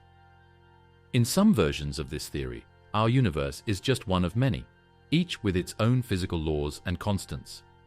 Exotic matter could act as a bridge between these universes, providing a mechanism for interactions across different dimensions of spacetime. While purely speculative, these ideas push the boundaries of our understanding and open new avenues for exploring the nature of reality. The phenomenon of ultra-fast stars and their escape from galaxies. These stars are ejected at velocities so extreme that they exceed the escape velocity of their host galaxy, often traveling at speeds exceeding 1,000,000 miles per hour. Unlike stars bound by the gravitational pull of their galaxies, ultra-fast stars are on trajectories that will eventually carry them into intergalactic space. Understanding these rare phenomena offers valuable insights into the dynamic processes within galaxies and the forces that govern stellar motion. The existence of ultra-fast stars was first hypothesized in the early 20th century, but they were not observed until 2005, when astronomers detected a star moving at an unusually high velocity in the Milky Way. Subsequent observations confirmed the existence of more such stars, revealing a population of objects that challenge conventional models of galactic dynamics. These stars are typically found in the outskirts of galaxies, moving along trajectories that suggest a dramatic origin. One of the primary mechanisms for the ejection of ultra-fast stars is interaction with supermassive black holes. When a binary star system, two stars orbiting each other, approaches a supermassive black hole, the intense gravitational forces can disrupt the system. One star may be captured by the black hole, while the other is flung outward at an incredible velocity. This mechanism, known as the Hill's mechanism, is one of the most widely accepted explanations for the formation of ultra-fast stars. Observations of stars near the Milky Way's central black hole, Sagittarius A*, provide strong evidence for this process. Another potential ejection mechanism involves dense star clusters. In regions where stars are packed closely together, dynamic interactions can occur, leading to the ejection of one or more stars. For instance, a triple star system may become unstable due to gravitational perturbations, resulting in one star being expelled at high velocity. These interactions are more common in globular clusters and the dense cores of galaxies, where gravitational encounters are frequent. Ultrafast stars can also result from the explosive death of a companion star. When a massive star in a binary system undergoes a supernova, the sudden loss of mass can destabilize the orbit of the surviving star, accelerating it to high velocities. These runaway stars are a subset of ultrafast stars, propelled by the force of their companion's demise rather than by external gravitational interactions. The study of ultrafast stars has profound implications for our understanding of galactic dynamics and gravitational forces. By tracking the trajectories of these stars, astronomers can reconstruct their points of origin, often tracing them back to the galactic center or other regions of intense gravitational activity. This provides indirect evidence of the presence and behavior of supermassive black holes, even in galaxies where they are difficult to observe directly. Moreover, the velocities of ultrafast stars offer a unique test of gravitational theories, including general relativity in extreme conditions. Ultrafast stars also serve as probes of the intergalactic medium, the vast tenuous expanse of gas and dark matter that lies between galaxies. As these stars travel through intergalactic space, their interactions with the surrounding material can provide clues about the density, composition, and structure of this medium. For example, the bow shocks created by ultrafast stars moving through the intergalactic medium can be observed in certain wavelengths, offering insights into the properties of the space through which they pass. These stars are not merely scientific curiosities, they are also laboratories for understanding stellar evolution in unique conditions. Ultrafast stars often differ in composition and age from their surroundings, as they originate in specific regions of their host galaxies. Studying their spectra and properties can reveal details about their formation, chemical composition, and the environments they once inhabited. Observations of ultrafast stars have been enhanced by advancements in telescopes and survey technologies. Instruments like the Gaia Space Observatory have revolutionized our ability to measure stellar motions with unprecedented precision. Gaia's data has led to the identification of numerous candidates for ultrafast stars, providing a rich dataset for studying these objects. High-resolution spectroscopy allows astronomers to analyze their chemical compositions, shedding light on their origins and the processes that accelerated them to such high velocities. Despite significant progress, many mysteries about ultrafast stars remain. For instance, while the Hill's mechanism explains many observed cases, it does not account for all ultrafast stars, suggesting that additional ejection mechanisms may exist. Furthermore, the long-term fate of these stars, whether they remain intact as they traverse intergalactic space or eventually disintegrate due to tidal forces, is an open question. Ultrafast stars also have implications for the broader structure and evolution of galaxies. The ejection of stars represents a loss of mass and energy for the host galaxy, potentially influencing its long-term dynamics. In extreme cases, repeated ejections could alter the distribution of stars within the galaxy, contributing to phenomena like the formation of galactic halos or the redistribution of dark matter. The role of supermassive black holes in sculpting galaxies. Found at the centers of nearly every large galaxy, these black holes possess masses ranging from millions to billions of times that of the Sun. Despite their small physical size compared to their host galaxies, SMBHs exert enormous influence through their gravitational pull, energetic outflows, and feedback mechanisms. Their presence and activity shape the dynamics of galaxies, regulate star formation, and provide insights into the interconnectedness of cosmic structures. The existence of supermassive black holes was first suggested in the mid-20th century when observations of quasars, highly luminous and distant objects, revealed a source of immense energy output that could only be explained by matter accreting onto a massive black hole. Further observations of galaxies, including the Milky Way, confirmed that similar black holes reside at the centers of ordinary galaxies. In our own galaxy, Sagittarius A*, the SMBH at the Milky Way's core has a mass of about 4 million solar masses.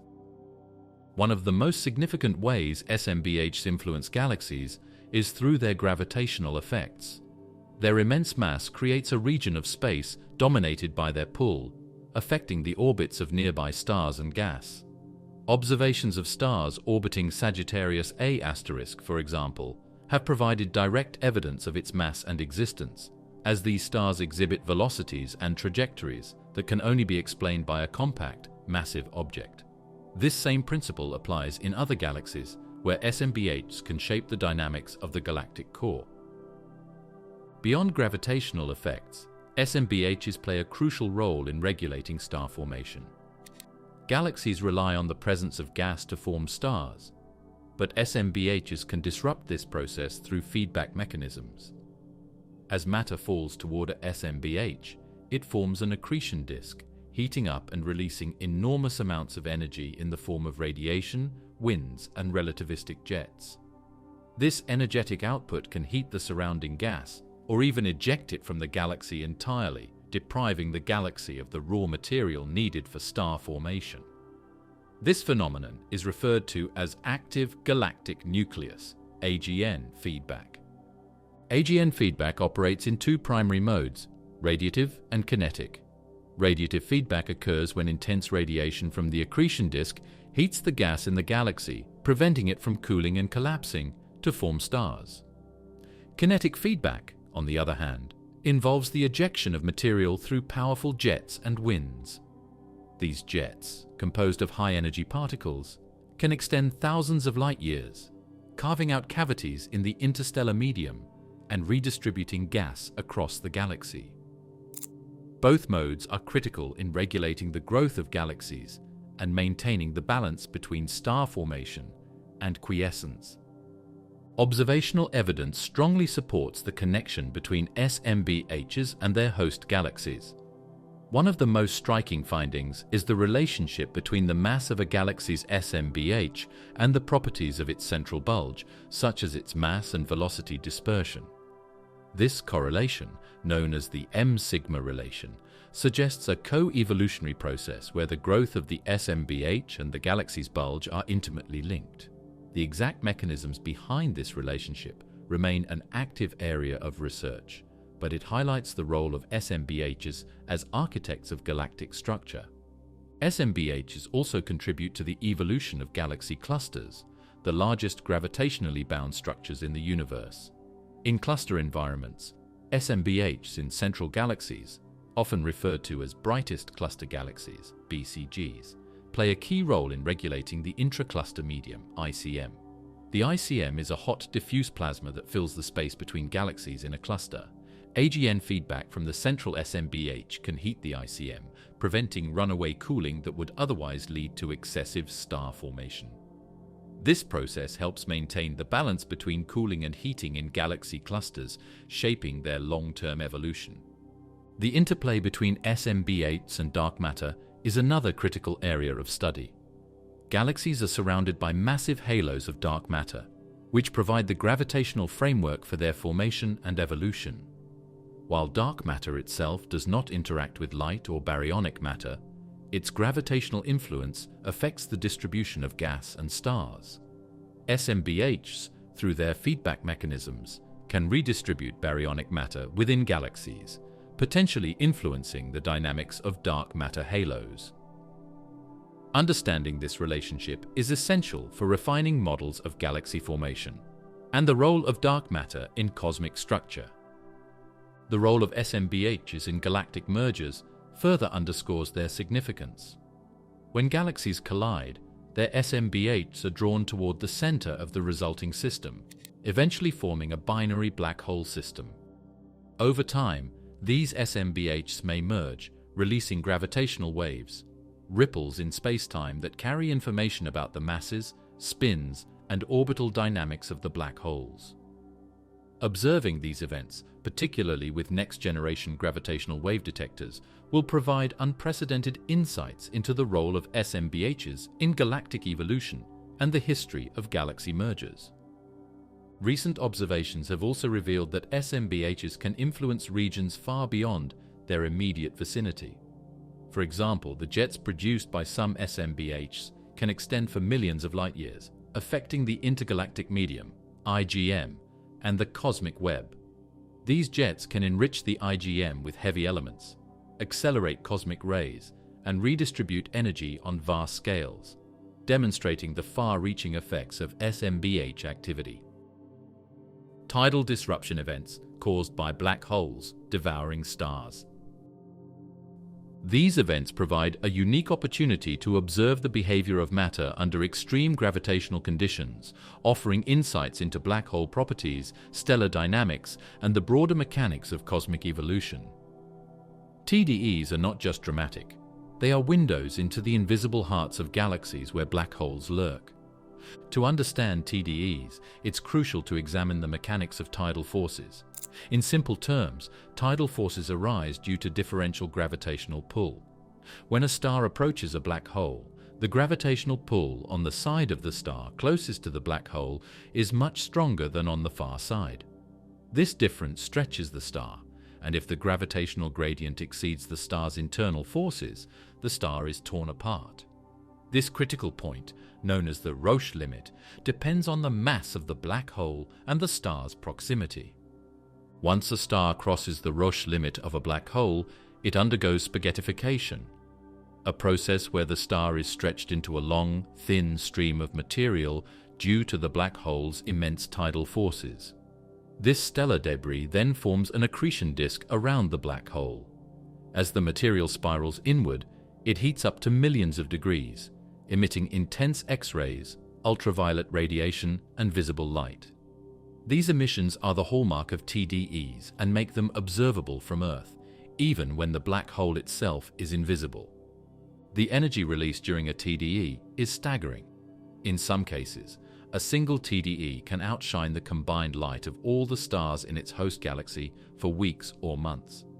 This luminosity makes TDEs invaluable for detecting black holes that are otherwise dormant, those not actively accreting matter. By studying TDEs, astronomers can identify and characterize black holes in galaxies that appear quiescent under normal circumstances. TDEs occur more frequently in certain types of galaxies, particularly those with compact, dense central regions. Observations suggest that TDE rates are higher in galaxies with disrupted or merging structures, where gravitational interactions between galaxies can funnel stars toward the central black hole. These findings indicate a strong link between galactic dynamics and the occurrence of TDEs. One of the most important scientific applications of TDEs is the study of black hole properties. The frequency and energy of TDEs can reveal a black hole's mass and spin. For example, more massive black holes can disrupt stars from greater distances, while the spin of the black hole affects the structure and dynamics of the accretion disk. By analyzing the light curves and spectral signatures of TDEs, astronomers can infer these critical properties. TDEs also serve as natural laboratories for studying the physics of accretion disks. The disks formed during TDEs are incredibly hot and dense, allowing researchers to test theories of hydrodynamics, magnetohydrodynamics, and radiation transport in extreme environments. Observations of these disks provide insights into the behavior of matter at relativistic speeds and the mechanisms by which black holes convert gravitational energy into radiation. The emissions from TDEs often exhibit unique patterns that evolve over time. Initially, the luminosity rises as the disrupted material begins to accrete, peaking when the accretion rate is highest. Over time, the light fades as the material is consumed or ejected. These light curves can vary depending on factors such as the black hole's mass, the star's size and composition, and the angle at which the event is observed. For example, some TDEs produce jets of relativistic material, which can create additional emission features if aligned with our line of sight. One of the most intriguing aspects of TDEs is their ability to probe the environment surrounding black holes. The tidal disruption process can eject a fraction of the stellar debris into interstellar space at high velocities, enriching the surrounding medium with elements from the star. This material can interact with the ambient gas, producing shockwaves and emission features that provide clues about the density and composition of the galactic core. TDEs also contribute to our understanding of black hole demographics. By studying the rate of TDEs across different types of galaxies, astronomers can estimate the population of intermediate mass black holes, which are challenging to detect through other methods. Intermediate mass black holes are thought to represent a critical evolutionary stage between stellar mass black holes and supermassive black holes, making their study essential for piecing together the story of black hole growth. Despite their dramatic nature, TDEs are relatively rare events, occurring at rates of about 1 per galaxy every 10,000 to 100,000 years. This rarity makes each observed TDE valuable for advancing our understanding of black holes and stellar dynamics. As more events are catalogued and studied, patterns and outliers will help refine models and answer lingering questions about the processes involved. Gamma-ray bursts as the brightest and most violent cosmic explosions. First discovered in the 1960s by satellites designed to monitor nuclear tests on Earth, GRBs were initially a mystery. Over the decades, they have been identified as powerful explosions resulting from cataclysmic cosmic events, such as the collapse of massive stars or the merger of neutron stars. These fleeting but intense bursts of gamma radiation offer a wealth of information about the most extreme processes in the cosmos and the formation of some of its fundamental components. GRBs are classified into two main types based on their duration: long-duration bursts and short-duration bursts. Long GRBs last more than 2 seconds and are typically associated with the deaths of massive stars in supernovae or hypernovae. These explosions occur when a star exhausts its nuclear fuel and collapses under its own gravity, forming a black hole or a neutron star. The collapse generates a jet of relativistic particles that punches through the star's outer layers, emitting gamma rays as it escapes. The rapid spin and strong magnetic fields of the collapsing star are crucial to driving this jet, making long GRBs a unique signature of the deaths of some of the universe's most massive stars. Short GRBs, on the other hand, last less than 2 seconds and are thought to result from the merger of compact objects such as neutron stars or a neutron star and a black hole.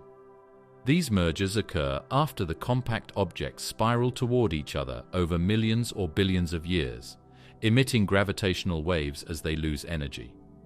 When they finally collide, the energy released is immense, creating a burst of gamma rays along with kilonovae, optical and infrared emissions generated by the radioactive decay of heavy elements formed in the merger.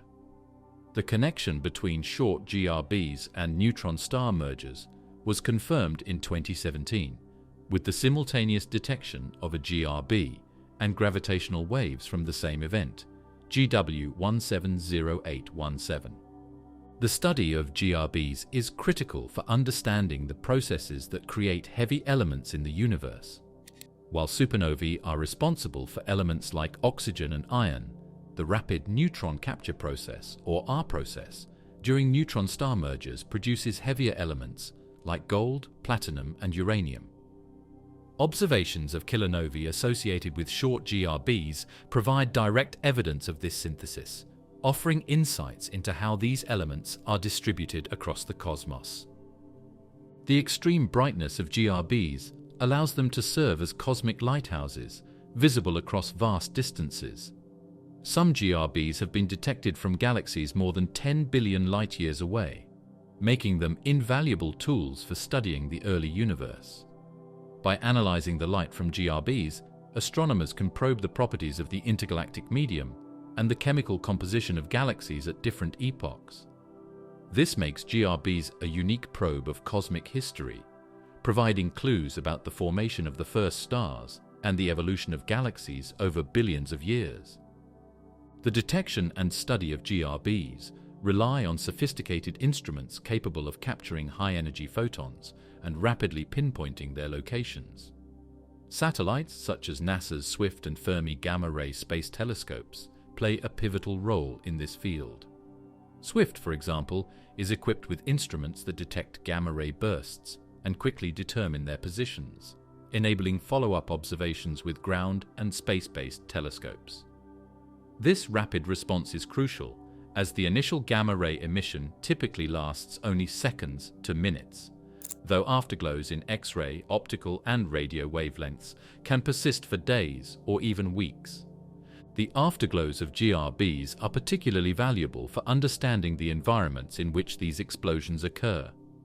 The X-ray and optical emissions that follow a GRB provide information about the density and composition of the surrounding material, as well as the mechanics of the explosion itself.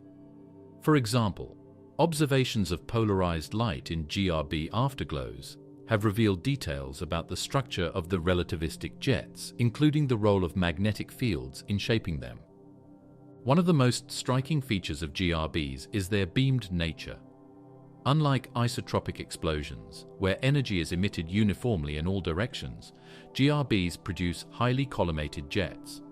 This beaming means that we observe only a fraction of all GRBs, as the jet must be pointed directly at Earth for the burst to be detected.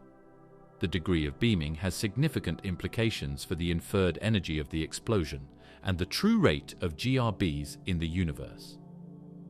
Accounting for beaming, it is estimated that a GRB occurs somewhere in the observable universe roughly once per day. The immense energy of GRBs raises intriguing questions about the mechanisms that drive these explosions. Models of long GRBs suggest that the core collapse process must be accompanied by rapid rotation and strong magnetic fields to generate the relativistic jets. These conditions are thought to arise in a subset of massive stars, often referred to as Wolf-Rayet stars, which have lost their outer hydrogen layers and are in advanced stages of stellar evolution. The rarity of these progenitors helps explain why long GRBs are relatively infrequent compared to the broader population of supernovae. In the case of short GRBs, the energy release is tied to the compactness and high-density environment of the merging neutron stars. The extreme conditions during these mergers provide a testing ground for theories of matter under intense pressure and temperature. Observations of short GRBs and their associated kilonovae have confirmed theoretical predictions about the production of heavy elements and the role of gravitational waves, marking a convergence of multiple fields in astrophysics. GRBs also challenge our understanding of fundamental physics.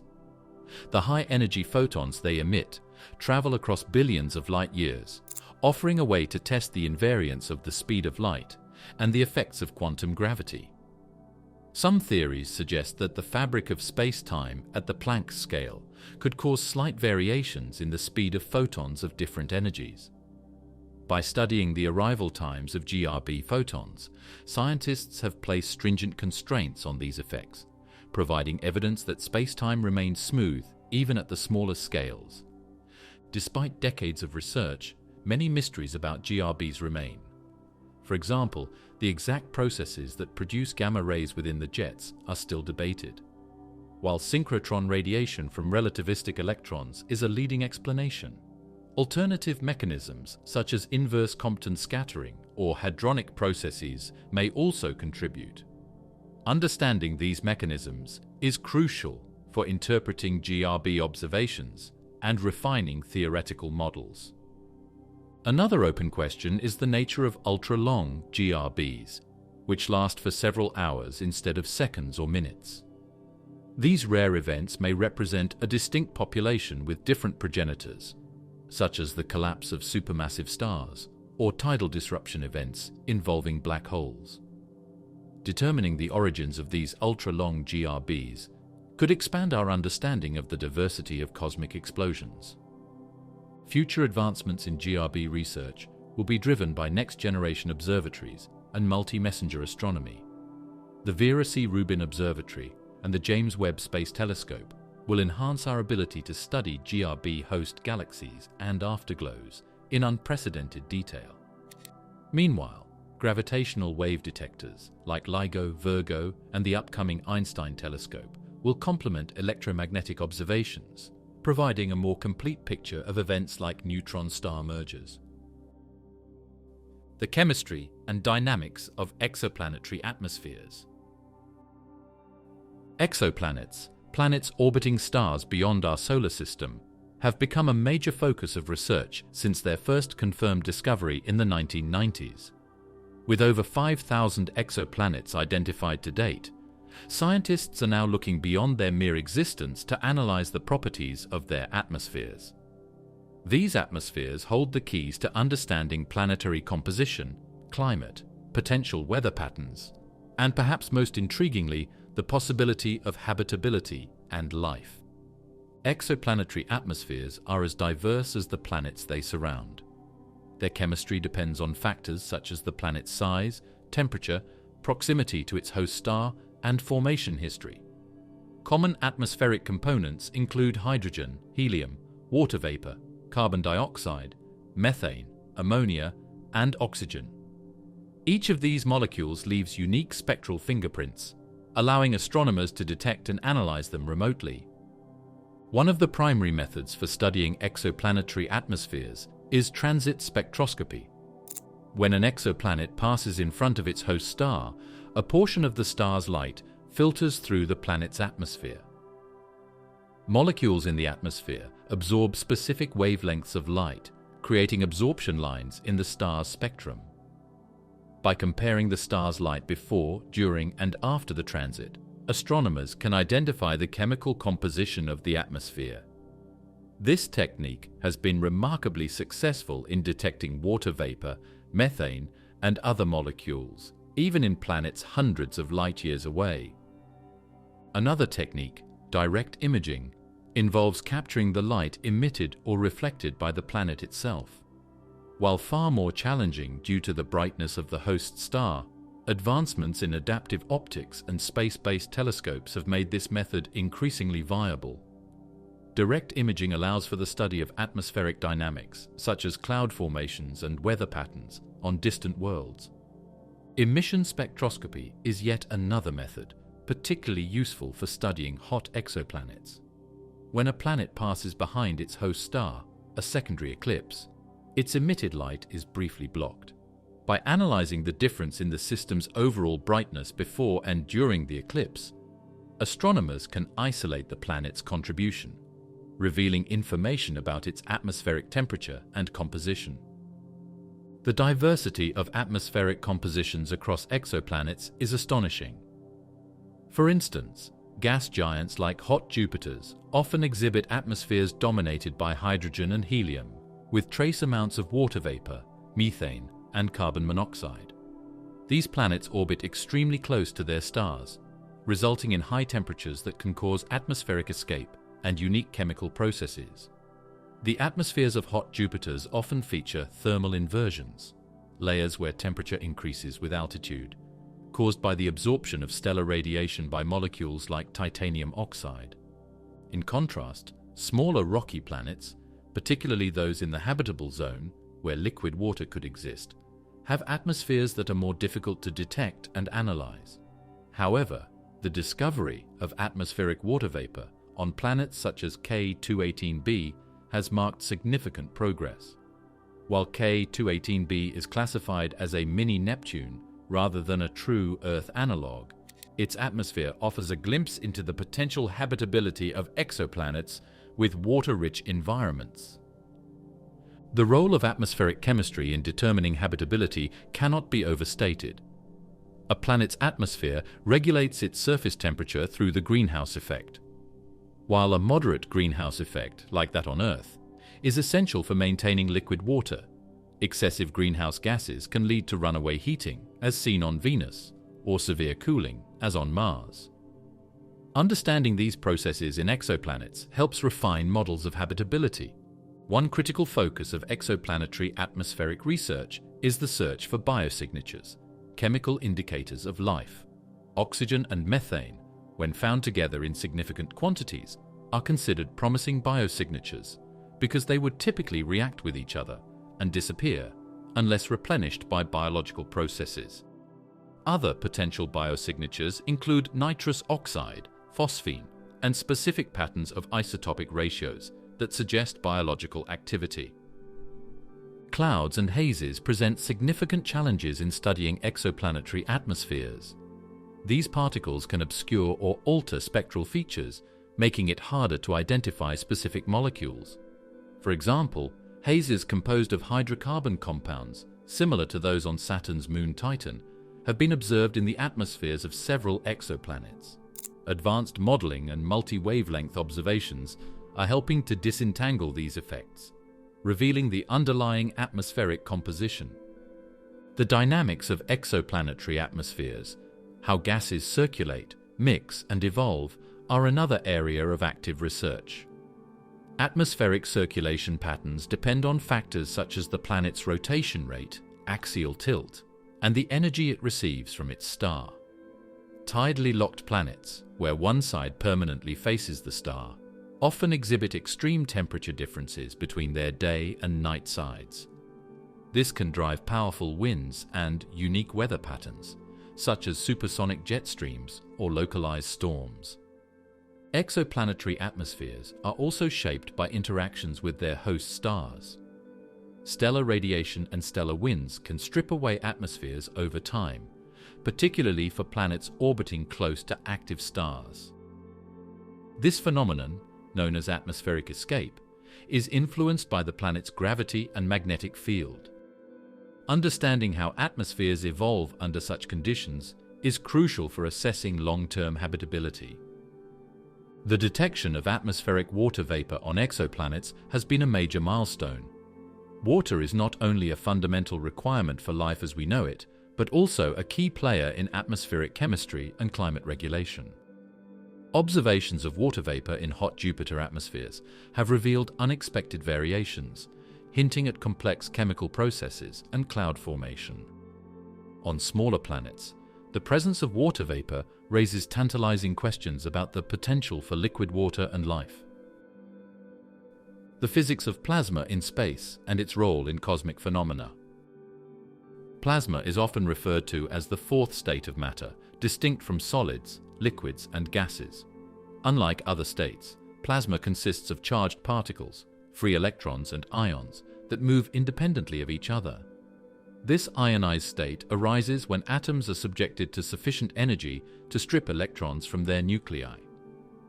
Plasma is not only a fundamental state of matter, but also the most common one, comprising over 99% of the observable universe. Found in stars, interstellar space, and planetary magnetospheres, plasma plays a pivotal role in shaping cosmic phenomena and drives many of the universe's most dynamic events. Plasma's defining characteristic is its responsiveness to electromagnetic forces. Because its particles are charged, plasma interacts strongly with magnetic and electric fields, creating complex behaviors not observed in neutral gases. These interactions give rise to a wide range of phenomena, from solar flares and auroras to the enormous jets emitted by black holes. Plasma's fluid-like nature allows it to flow and swirl. But its electromagnetic properties introduce unique instabilities and reconnection events, leading to sudden and explosive energy releases. In space, plasma governs processes across multiple scales. At the stellar level, plasma forms the outer layers of stars, including our Sun. The Sun's corona, a region of superheated plasma extending millions of kilometers into space, is heated to temperatures exceeding 1,000,000 Kelvin, far hotter than the Sun's surface. This high-energy plasma emits X-rays and ultraviolet radiation and is the source of solar wind, a stream of charged particles that permeates the solar system. The interaction of this solar wind with Earth's magnetosphere creates the auroras, as charged particles collide with atmospheric gases and emit light. Plasma's role becomes even more dramatic during solar flares and coronal mass ejections, CMEs. These events occur when magnetic fields on the Sun's surface become tangled and then snap back into alignment through a process called magnetic reconnection. Reconnection releases vast amounts of energy, accelerating plasma to high velocities and propelling it into space. CMEs can eject billions of tons of plasma at speeds of up to 2,000 kilometers per second. When these high-energy plasmas reach Earth, they can disrupt communication systems, power grids, and satellites. Magnetic reconnection is not limited to the Sun. It is a universal plasma process observed in a variety of cosmic environments. For example, reconnection occurs in the magnetospheres of planets, where solar wind interacts with planetary magnetic fields, and in accretion, disks around black holes and neutron stars. In these disks, plasma flows at nearly relativistic speeds, generating intense magnetic fields. Reconnection events in these extreme environments produce powerful jets of plasma that extend for thousands of light years, observable in radio and X-ray wavelengths. The study of plasma physics also extends to interstellar and intergalactic mediums. Interstellar plasma, enriched with magnetic fields, fills the space between stars and forms the basis for phenomena such as supernova remnants and star-forming regions. In galaxy clusters, vast reservoirs of hot plasma emit X-rays, revealing the distribution of matter and the presence of dark matter through gravitational lensing. Plasma turbulence in these regions redistributes energy and contributes to the large-scale structure of the universe. Astrophysical plasma physics is also crucial for understanding cosmic magnetic fields. While the origins of these fields remain an active area of research, their amplification and maintenance are attributed to processes like the dynamo effect, where the motion of conductive plasma generates and sustains magnetic fields. These fields, in turn, influence plasma motion, creating a feedback loop that shapes cosmic structures. One of the most intriguing aspects of plasma is its ability to form natural particle accelerators. In regions like pulsar magnetospheres and black hole jets, plasma interacts with magnetic fields to accelerate particles to nearly the speed of light. These high-energy particles, known as cosmic rays, travel across the universe, colliding with matter and producing secondary particles detectable on Earth. Cosmic rays provide indirect evidence of plasma processes in distant astrophysical environments. In the laboratory, plasma physics is studied using devices like tokamaks and stellarators, which confine plasma, using magnetic fields to mimic conditions in stars and space. These experiments have applications in both astrophysics and fusion energy research, bridging the gap between cosmic phenomena and practical technology. Cosmic filaments as the scaffolding of the universe. Cosmic filaments are some of the most extraordinary and enigmatic structures in the universe. Forming the scaffolding of the cosmic web, these immense strands of matter connect galaxies, galaxy clusters, and superclusters across billions of light years. While they are largely composed of dark matter, these filaments also contain significant amounts of baryonic matter, primarily in the form of hot, diffuse gas. Their formation and role in shaping the universe make them a cornerstone of modern cosmology, offering insights into the large-scale structure of the cosmos and the processes that govern galaxy formation. The cosmic web of which filaments are an integral part, emerged from the nearly uniform distribution of matter in the early universe. Following the Big Bang, the universe was filled with a hot, dense plasma that expanded and cooled over time. Tiny quantum fluctuations in the density of this primordial matter, present within the first moments of the universe, were amplified by gravitational interactions. These fluctuations eventually grew into the large-scale structures we see today, including galaxies, galaxy clusters, and the vast filaments that connect them. Cosmic filaments began forming as matter flowed along the gradients created by these density fluctuations. Regions of slightly higher density pulled in surrounding material through gravity, creating nodes where galaxies and galaxy clusters would later form. Between these nodes, matter was drawn into elongated structures, forming the filaments. These structures are vast, often stretching tens to hundreds of millions of light-years in length, but only a fraction of that in width.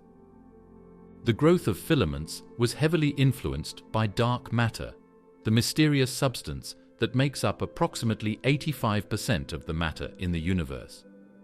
While dark matter does not interact with light or electromagnetic forces, it exerts gravitational influence, shaping the distribution of baryonic matter. Simulations of cosmic evolution, such as those from the Millennium Simulation or Illustris projects, show how dark matter served as the skeleton around which baryonic matter accreted, forming the visible components of filaments. Observing cosmic filaments directly is challenging due to their diffuse nature. The majority of their baryonic content exists as warm-hot intergalactic medium, WIM, a tenuous plasma with temperatures ranging from 100,000 to 10 million Kelvin. This medium emits faint X-rays and absorbs ultraviolet light, making it detectable only with highly sensitive instruments. Observatories like the Chandra X-ray Observatory, the Hubble Space Telescope, and the ESA's XMM Newton have played crucial roles in identifying the WIM and mapping filaments. One of the most compelling pieces of evidence for cosmic filaments comes from the Lyman alpha forest, absorption lines in the spectra of distant quasars caused by intervening clouds of neutral hydrogen gas. These absorption features reveal the distribution of gas along the line of sight, tracing the underlying structure of the cosmic web.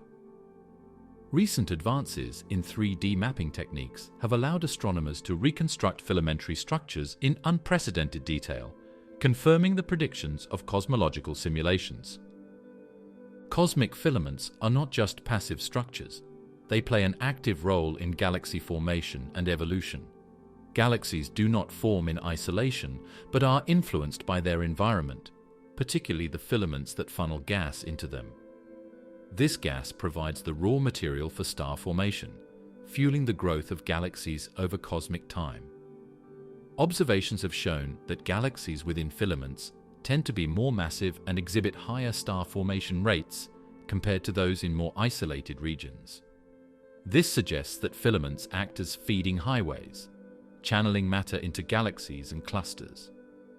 The dynamics within filaments are complex and driven by a combination of gravitational forces and hydrodynamic interactions. Matter flows along filaments toward nodes, where it accumulates in galaxy clusters. This flow is not uniform. Shocks and turbulence within the WIM create regions of varying density and temperature. These processes influence the efficiency of gas accretion and the subsequent formation of stars and galaxies. Simulations indicate that such interactions can also strip galaxies of their gas, quenching star formation and transforming them into elliptical or lenticular galaxies. The role of filaments extends beyond individual galaxies to the formation of clusters and superclusters. Galaxy clusters, the most massive bound structures in the universe, grow by accreting material from surrounding filaments. The gravitational interactions at cluster filament interfaces are sites of intense activity, where gas is heated to extreme temperatures, emitting X-rays that make these regions observable. The alignment of filaments around clusters also influences the distribution of dark matter, creating unique gravitational lensing effects that reveal the underlying mass distribution. Filaments are also sites of significant magnetic and energetic activity. Observations suggest that magnetic fields, likely generated by primordial processes or dynamo effects, thread through filaments. These fields can influence the motion of charged particles within the WIM and affect the thermal and chemical evolution of the gas. In addition, cosmic rays, high-energy particles accelerated by shocks in filaments, contribute to the heating and ionization of the intergalactic medium. One of the most intriguing aspects of filaments is their connection to dark energy, the mysterious force driving the accelerated expansion of the universe. As the universe expands, filaments stretch and evolve, with their growth slowing over time due to the influence of dark energy. Observing the large-scale structure of the cosmic web provides critical constraints on the properties of dark energy, helping to refine cosmological models and improve our understanding of the universe's fate. The nature and origins of the largest voids in the cosmos. Cosmic voids are vast, nearly empty regions of space that account for a significant fraction of the observable universe. These structures, often spanning tens to hundreds of millions of light-years, are the polar opposites of dense clusters of galaxies. While they may seem devoid of activity, voids are far from irrelevant. Their properties and evolution hold vital clues about the universe's large-scale structure, the behavior of dark energy, and the distribution of matter. Studying these immense cosmic deserts reveals as much about the formation and evolution of the cosmos as examining the galaxies and clusters that surround them. Voids are defined by their extreme underdensities, regions where the density of matter is significantly lower than the cosmic average. These areas contain fewer galaxies, stars, and dark matter compared to surrounding regions. However, they are not completely empty. Voids still harbor a tenuous mix of dark matter, diffuse gas, and isolated galaxies, often referred to as void galaxies. The distinct characteristics of these galaxies, along with the dynamics of matter within voids, provide a unique perspective on how cosmic structures evolve. The origins of cosmic voids are deeply tied to the early universe. Shortly after the Big Bang, the universe was nearly homogeneous, with tiny quantum fluctuations in density imprinted during the epoch of inflation. Over time, these fluctuations were amplified by gravity, causing denser regions to collapse and form galaxies and clusters, while less dense regions expanded, becoming voids. As matter flowed toward denser areas, voids were left behind, growing larger and emptier over billions of years. This expansion of voids is driven by a process known as gravitational evacuation. As matter is pulled into surrounding denser regions, the gravitational pull within the void diminishes, allowing it to expand at a faster rate than the denser areas of the universe. This expansion creates elongated and irregular shapes, often described as bubble-like structures. Adjacent voids can merge over time, forming larger void complexes, while their boundaries, known as filaments, become more defined. Despite their sparse nature, voids have a measurable impact on the large-scale structure of the universe.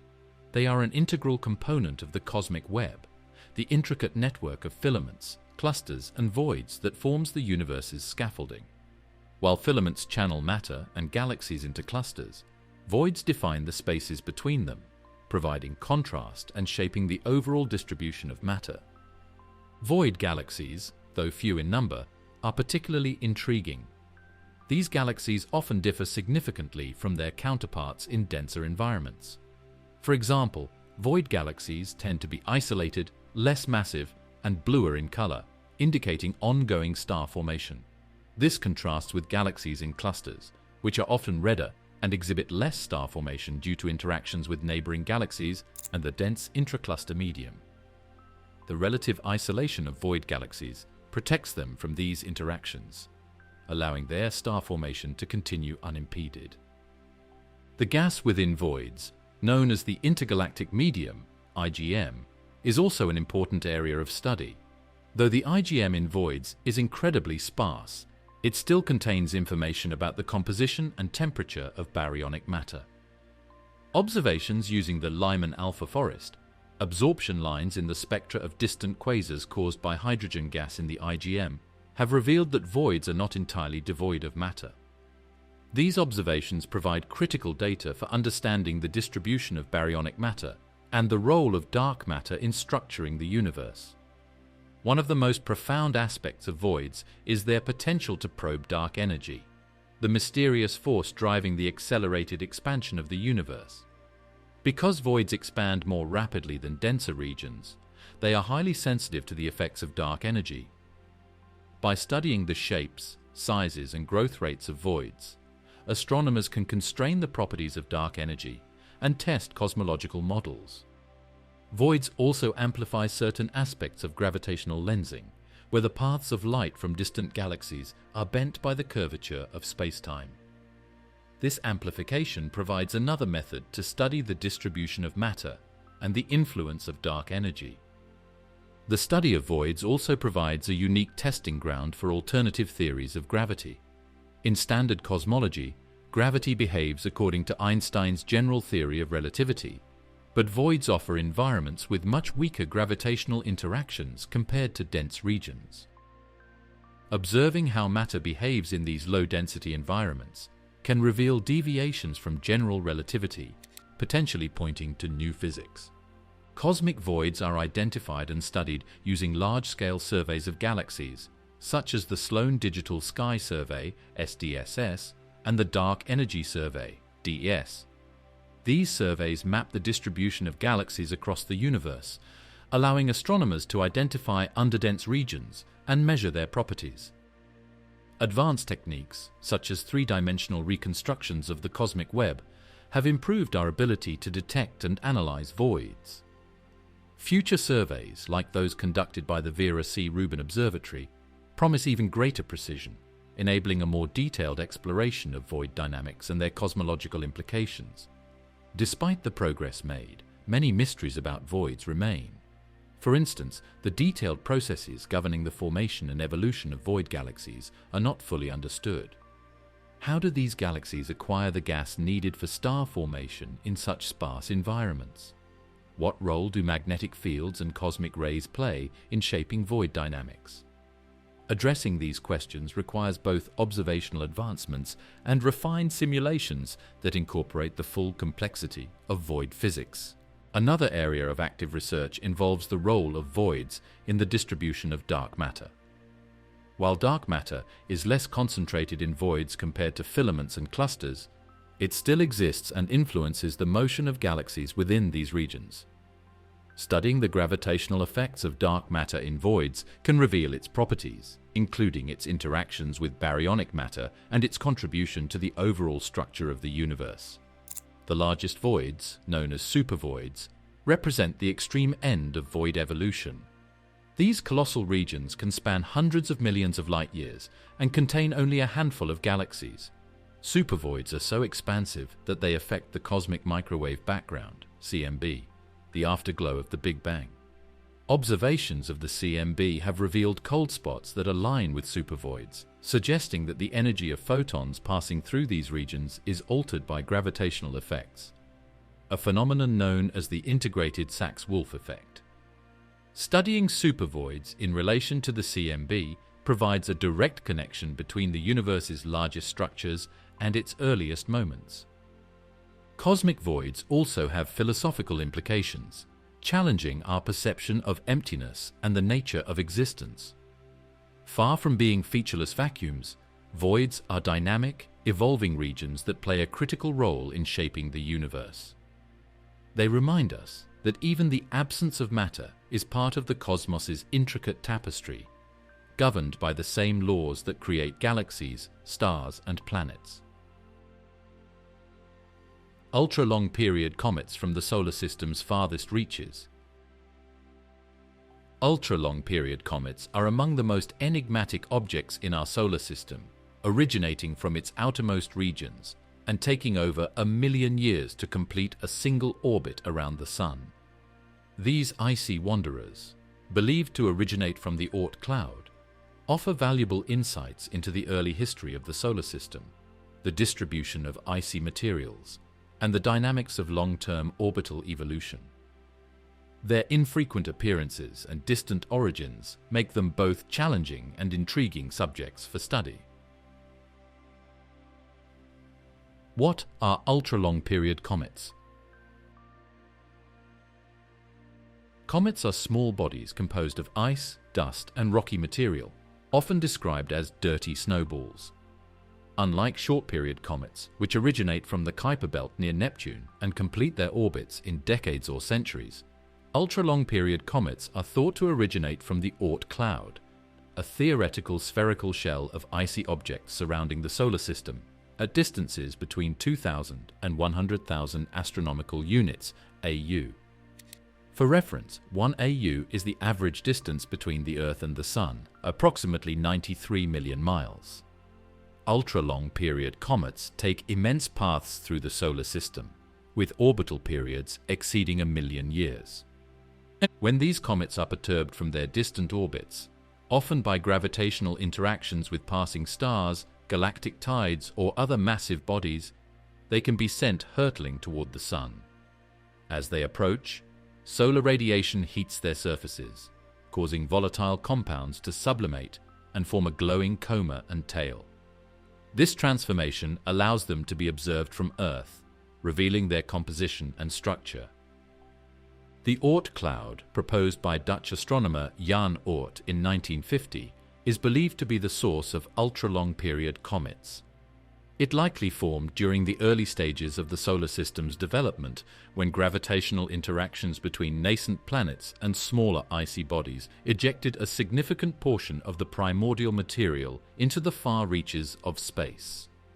Over billions of years, these ejected objects settled into the distant, spherical distribution of the Oort cloud.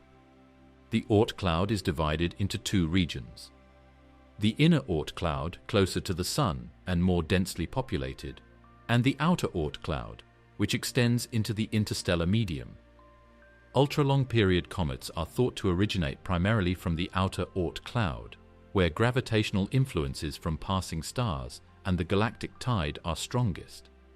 These forces perturb the orbits of these distant objects, occasionally sending them inward on elongated sun-bound trajectories. Ultra-long-period comets are invaluable for understanding the early solar system and the processes that shaped its outermost regions. Their compositions provide a snapshot of the primordial materials that formed the solar system, as their extreme distances from the Sun have preserved them in a near-pristine state. By analyzing the gases and dust released during their close approaches to the Sun, scientists can identify the chemical signatures of the early solar nebula and compare them to those of other comets, asteroids, and planetary bodies. Key components of ultra-long-period comets include water ice, carbon dioxide, methane, ammonia, and a variety of organic molecules. The detection of complex organics, such as amino acids and hydrocarbons, has implications for the origins of life. Comets may have delivered these prebiotic compounds to Earth during the late heavy bombardment period, providing the building blocks for life. Studying the orbital dynamics of ultra-long-period comets also provides insights into the gravitational environment of the outer solar system. Their orbits are influenced by the Sun's gravity, interactions with planets, and external forces such as galactic tides. These interactions offer clues about the distribution and mass of the Oort cloud, the influence of nearby stars, and even the potential presence of unseen objects, such as the hypothesized Planet 9, a massive planet theorized to exist in the far reaches of the solar system. Ultra-long-period comets are rare and often detected only when they enter the inner solar system, making them difficult to study. Their extreme distances and slow speeds mean they can remain undetected for millennia before gravitational perturbations bring them into the Sun's vicinity. Even then, their faint brightness and rapid motion across the sky present challenges for telescopes and other observational instruments. Advancements in sky survey technology have improved the detection of these objects. Projects like the Vera C. Rubin Observatory's Legacy Survey of Space and Time, LSST, and NASA's Near-Earth Object Wide Field Infrared Survey Explorer, NEOWISE, are expected to identify more ultra-long period comets, enabling a more comprehensive understanding of their properties and behavior. These facilities use automated systems to scan large portions of the sky, identifying faint, fast-moving objects that might otherwise go unnoticed. Ultra-long period comets occasionally raise concerns about their potential to impact Earth. Due to their highly elongated orbits, these comets approach the inner solar system at high velocities, often exceeding 50 kilometers per second. Combined with their large sizes, some are tens of kilometers in diameter, this makes them capable of causing catastrophic impacts if they were to collide with Earth. Unlike short-period comets or near-Earth asteroids, whose orbits are well documented, ultra-long-period comets can appear with little warning, leaving limited time for response. Historical records and geological evidence suggest that cometary impacts have occurred in Earth's past, shaping its geological and biological history. For example, the Chicxulub impact, which contributed to the mass extinction of the dinosaurs, may have been caused by a long-period comet or asteroid. Understanding ultra-long-period comets is therefore critical for planetary defense initiatives, as it improves our ability to predict and mitigate potential threats. The study of ultra-long-period comets is entering an exciting era, thanks to advancements in observational technology and proposed space missions. One promising concept is the Comet Interceptor mission, a joint effort by the European Space Agency, ESA, and Japan Aerospace Exploration Agency, JAXA. Scheduled for launch in the late 2020s, this mission aims to intercept and study a long-period comet or interstellar object. Such missions would provide unprecedented data on the composition, structure, and behavior of these distant visitors. Additionally, new infrared and radio telescopes, such as the James Webb Space Telescope, JWST, and the Square Kilometre Array, SKA, are expected to enhance our ability to detect and analyze ultra-long-period comets. These instruments can identify faint emissions from cometary gases and map the spatial distribution of dust and ice, revealing details that are invisible to optical telescopes. The detection and enigma of fast radio bursts. Discovered in 2007, they are incredibly brief bursts of radio waves lasting only a few milliseconds, but releasing as much energy as the sun does in a day. Their detection has posed significant challenges and raised profound questions about their origins, mechanisms, and implications for understanding the universe. FERBs are not only intriguing due to their enigmatic nature, but also valuable tools for studying the large-scale structure and composition of the cosmos. The hallmark of FRBs is their dispersion, a phenomenon caused by the interaction of radio waves with free electrons in space. As these bursts travel through the intergalactic medium, the higher frequency waves move slightly faster than the lower frequency waves, creating a characteristic spread in the signal. This dispersion not only confirms the extragalactic origin of most FRBs, but also provides critical information about the density and distribution of electrons between their source and Earth. This makes FRBs powerful probes for studying the cosmic web, the vast interconnected structure of matter in the universe. The detection of FRBs relies on sophisticated radio telescopes equipped to capture fast transient signals. Early detections came from archival data of the Parkes Observatory in Australia, where a peculiar burst was found in 2007, later named the Lorimer Burst. Since then, observatories like the Canadian Hydrogen Intensity Mapping Experiment, CHIME, and Australia's ASKP array have dramatically increased the detection rate, identifying hundreds of new FRBs. Despite these advancements, pinpointing their exact locations remains challenging due to their transient nature and the wide areas of the sky they can originate from. FRBs exhibit an astonishing diversity in their properties. Some are one-off events, occurring only once from a given source. Others are repeaters, emitting multiple bursts over time from the same location. This distinction has profound implications for understanding their origins. Repeating FRBs, such as FRB 121102, allow astronomers to focus their observations and gather more detailed data, revealing persistent radio emissions and associated host galaxies. For example, FRB 121102 was localized to a star-forming region in a dwarf galaxy approximately 3 billion light-years away, offering clues about its environment.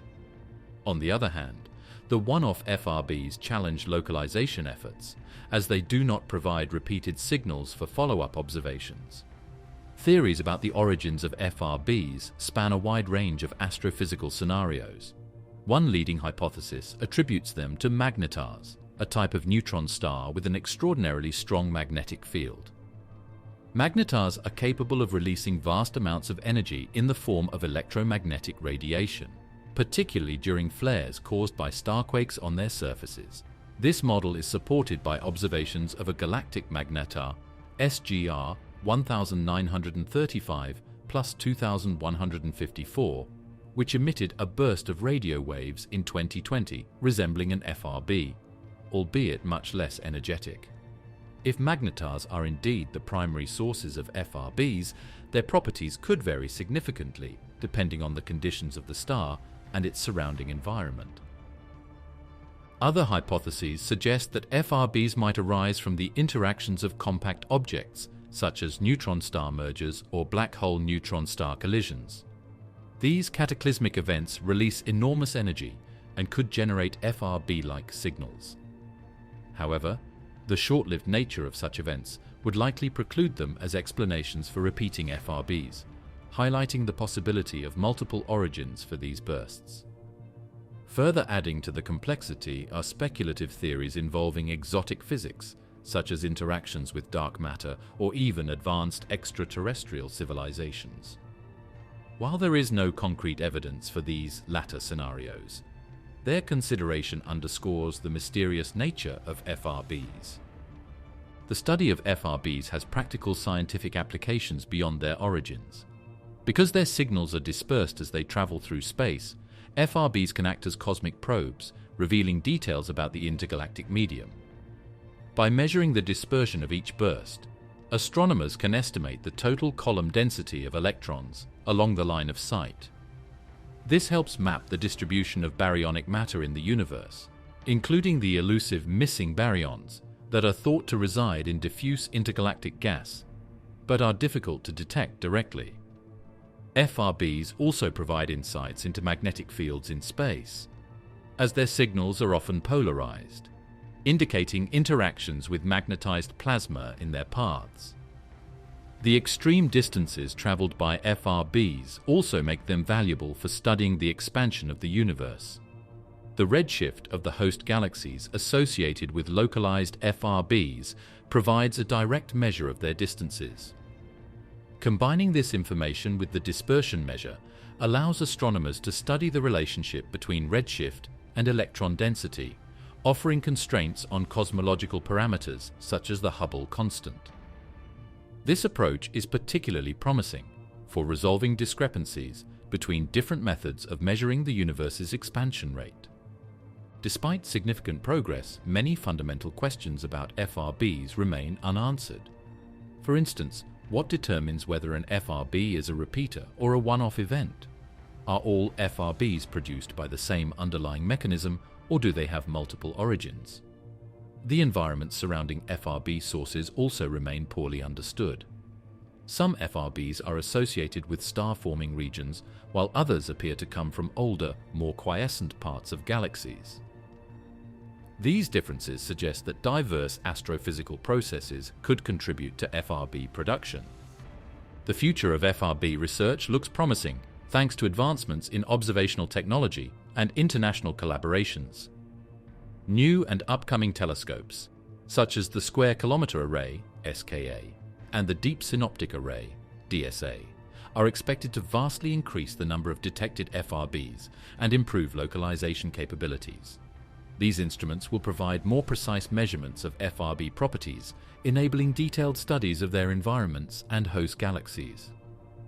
Additionally, multi-wavelength and multi-messenger astronomy, combining radio observations with X-rays, gamma rays, and gravitational waves, will enhance our ability to identify and study FRB progenitors. The fine-tuning of cosmic forces that maintain universal balance. These forces, gravity, electromagnetism, and the strong and weak nuclear forces, are finely tuned to values that allow the cosmos to exist in its current form. If any of these forces were even slightly different, the universe as we know it would not be possible. This remarkable precision, often referred to as fine-tuning, has profound implications for physics, cosmology, and our understanding of existence. Gravity, one of the four fundamental forces, governs the large-scale structure of the universe. It is responsible for the formation of stars and galaxies by pulling matter together over vast distances. Gravity's strength, determined by the gravitational constant, GGG, is astonishingly weak compared to the other forces. For instance, the electromagnetic force is roughly 1 undecillion times stronger than gravity. However, this weakness is crucial. If gravity were slightly stronger, stars would burn through their nuclear fuel too quickly, preventing the stable environments necessary for life to evolve. Conversely, if gravity were weaker, stars and galaxies might never form, leaving the universe a sparse expanse of isolated particles. The electromagnetic force, which governs the interactions between charged particles, is equally critical. It is responsible for the chemical bonds that form molecules and the electromagnetic radiation that carries energy across space. The strength of this force, defined by the fine structure constant, determines the stability of atoms. If the electromagnetic force were slightly stronger or weaker, the balance between protons and electrons in atoms would shift, making chemistry, and by extension, life, impossible. The electromagnetic force also drives the processes in stars, such as the fusion of hydrogen into helium, which produces the energy that sustains stellar systems. The strong nuclear force, which binds protons and neutrons together in atomic nuclei, plays a pivotal role in determining the composition of matter. If this force was slightly weaker, atomic nuclei could not hold together, preventing the formation of heavier elements like carbon and oxygen that are essential for life. If it was stronger, nuclear reactions in stars would proceed too quickly, disrupting the synthesis of elements and leading to unstable stars. The weak nuclear force, responsible for processes like beta decay, also contributes to the balance by regulating the fusion reactions in stars and the production of neutrinos, which are essential for energy transfer in stellar interiors. These forces must work in harmony to create a universe capable of supporting life.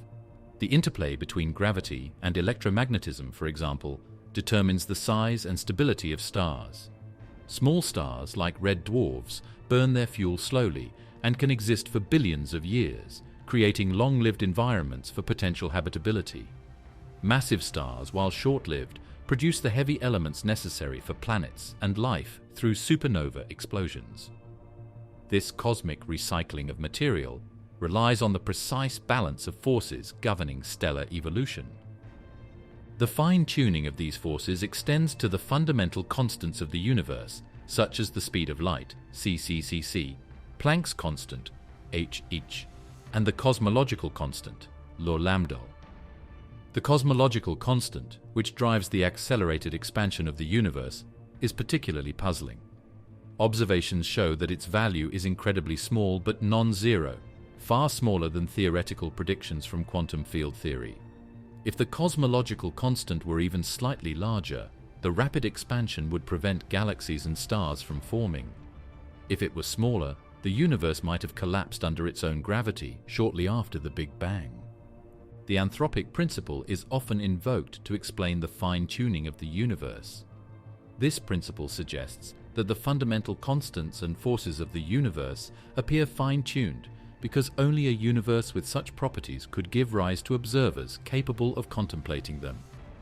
While this reasoning highlights the interconnectedness of cosmic parameters, it also raises deeper questions about the origins and purpose of the universe. One explanation for fine-tuning lies in the multiverse hypothesis, which proposes that our universe is one of many. each with different physical laws and constants. In this framework, the observed fine-tuning is not surprising. It is simply a consequence of living in a universe with conditions suitable for life. Other universes might exist with different constants and forces, but they would not support observers. The multiverse hypothesis, while intriguing, remains speculative, as it is difficult to test observationally. Another perspective comes from theories of cosmic inflation, which suggest that the early universe underwent a rapid expansion driven by a high-energy field. Inflation could explain some aspects of fine-tuning, such as the uniformity of the cosmic microwave background and the large-scale structure of the universe. However, it does not fully address why the fundamental constants have the values they do. The fine-tuning of cosmic forces also has implications for understanding the ultimate fate of the universe. The balance between gravitational attraction and cosmic expansion determines whether the universe will continue expanding indefinitely, eventually reach a stable state, or collapse in a big crunch. Current observations suggest that the universe is headed toward a big freeze, where the accelerated expansion driven by dark energy causes galaxies to drift apart, leaving a cold and empty cosmos. This outcome is consistent with the observed values of the fundamental forces, but raises profound philosophical questions about the nature of existence and the role of fine-tuning in shaping cosmic destiny. Fine-tuning is not just a theoretical construct. It has been tested and confirmed through precise measurements and observations. Experiments in particle physics, such as those conducted at the Large Hadron Collider, LHC, have revealed the delicate interplay of forces that govern subatomic particles. Observations of stellar evolution, galaxy formation, and the cosmic microwave background have further validated the relationships between these forces on larger scales. Each piece of evidence reinforces the idea that the universe operates on a knife edge of balance. While the fine-tuning of cosmic forces is a scientific concept, it also touches on philosophical and metaphysical questions. Why does the universe have the properties it does? Are these properties inevitable, or are they the result of chance or necessity? These questions bridge the gap between science and philosophy, inviting exploration into the origins of the cosmos and our place within it. The ultimate fate of stars, planets, and galaxies in a dying universe. The universe, vast and ancient, is governed by processes that inevitably lead to its slow decline. While the cosmos is currently rich with active stars, vibrant galaxies, and habitable planets, these structures will not last forever. Over billions and trillions of years, the stars will burn out, galaxies will disintegrate, and planets will become desolate remnants. The ultimate fate of the universe lies in a future where the forces of entropy and cosmic expansion prevail, leaving behind a cold, dark, and inert expanse. The story of the universe's eventual demise begins with the stars. Stars are born from clouds of gas and dust, fueled by the nuclear fusion of lighter elements like hydrogen into heavier ones, such as helium, carbon, and oxygen. This process releases the energy that makes stars shine, but their fuel is finite. For small stars like red dwarfs, this process is extremely efficient, allowing them to burn for trillions of years. However, even these long-lived stars will eventually exhaust their hydrogen reserves, transitioning into white dwarfs, dense, slowly cooling stellar remnants. For larger stars, the path is more dramatic but shorter. Once their nuclear fuel is depleted, they may explode as supernovae, leaving behind neutron stars or black holes. The heavier elements produced in these explosions enrich the interstellar medium, providing the building blocks for future generations of stars and planets. However, as star formation relies on the availability of gas, this cycle cannot continue indefinitely. Over time, the gas in galaxies will be consumed, either forming stars or being expelled by supernovae and black hole activity. Without this raw material, star formation will cease, marking the end of an era dominated by stellar light. As stars fade, so too will their planetary systems. Planets orbiting dying stars may be engulfed during the star's final stages, particularly if the star expands into a red giant. Those that survive will face long-term challenges. Without the energy from their host stars, planets will freeze, their atmospheres dissipating into space. Some planets may be ejected from their systems entirely due to gravitational interactions, becoming rogue planets that drift aimlessly through the cold void of interstellar space. Galaxies, the grand structures of the universe, will also face their eventual decline. Currently, galaxies are held together by the gravitational forces of dark matter and the interactions between stars, gas, and dust. However, over billions of years, galaxies will undergo mergers and interactions that disrupt their structure. The Milky Way, for instance, is on a collision course with the Andromeda Galaxy, with the two expected to merge in approximately 4.5 billion years. This merger will create a new galaxy, often called Milkomeda. But it will not restore the universe's dwindling supply of star-forming material. The long-term fate of galaxies is governed by the gradual loss of energy and material. Over trillions of years, gravitational interactions will eject stars from their galaxies, leaving behind loosely bound remnants. These stars will become part of the intergalactic medium, isolated from their original galactic homes. As galaxies lose their mass, they will become dark and inert, their remaining stars slowly dimming as they evolve into white dwarfs or black holes. Black holes, the remnants of the most massive stars and the central engines of many galaxies, play a significant role in the universe's endgame. Over vast timescales, black holes will dominate as the most enduring objects in the universe. While they do not emit light, black holes can slowly lose mass through a process called Hawking radiation, predicted by quantum mechanics. This radiation causes black holes to evaporate over extraordinarily long periods, with the largest black holes taking up to 1 Google years to completely disappear. As they fade, they will release their stored energy as faint bursts of radiation, marking the final stages of their existence. The ultimate fate of matter itself is tied to the processes of entropy and cosmic expansion. Entropy, the measure of disorder in a system, ensures that energy will eventually spread out uniformly, rendering it unavailable to do work. This principle drives the universe toward a state of maximum entropy, where all gradients in temperature, pressure, and energy are erased, known as heat death. This scenario envisions a cosmos where no organized structures or energy flows remain, leaving only a diffuse sea of particles and radiation.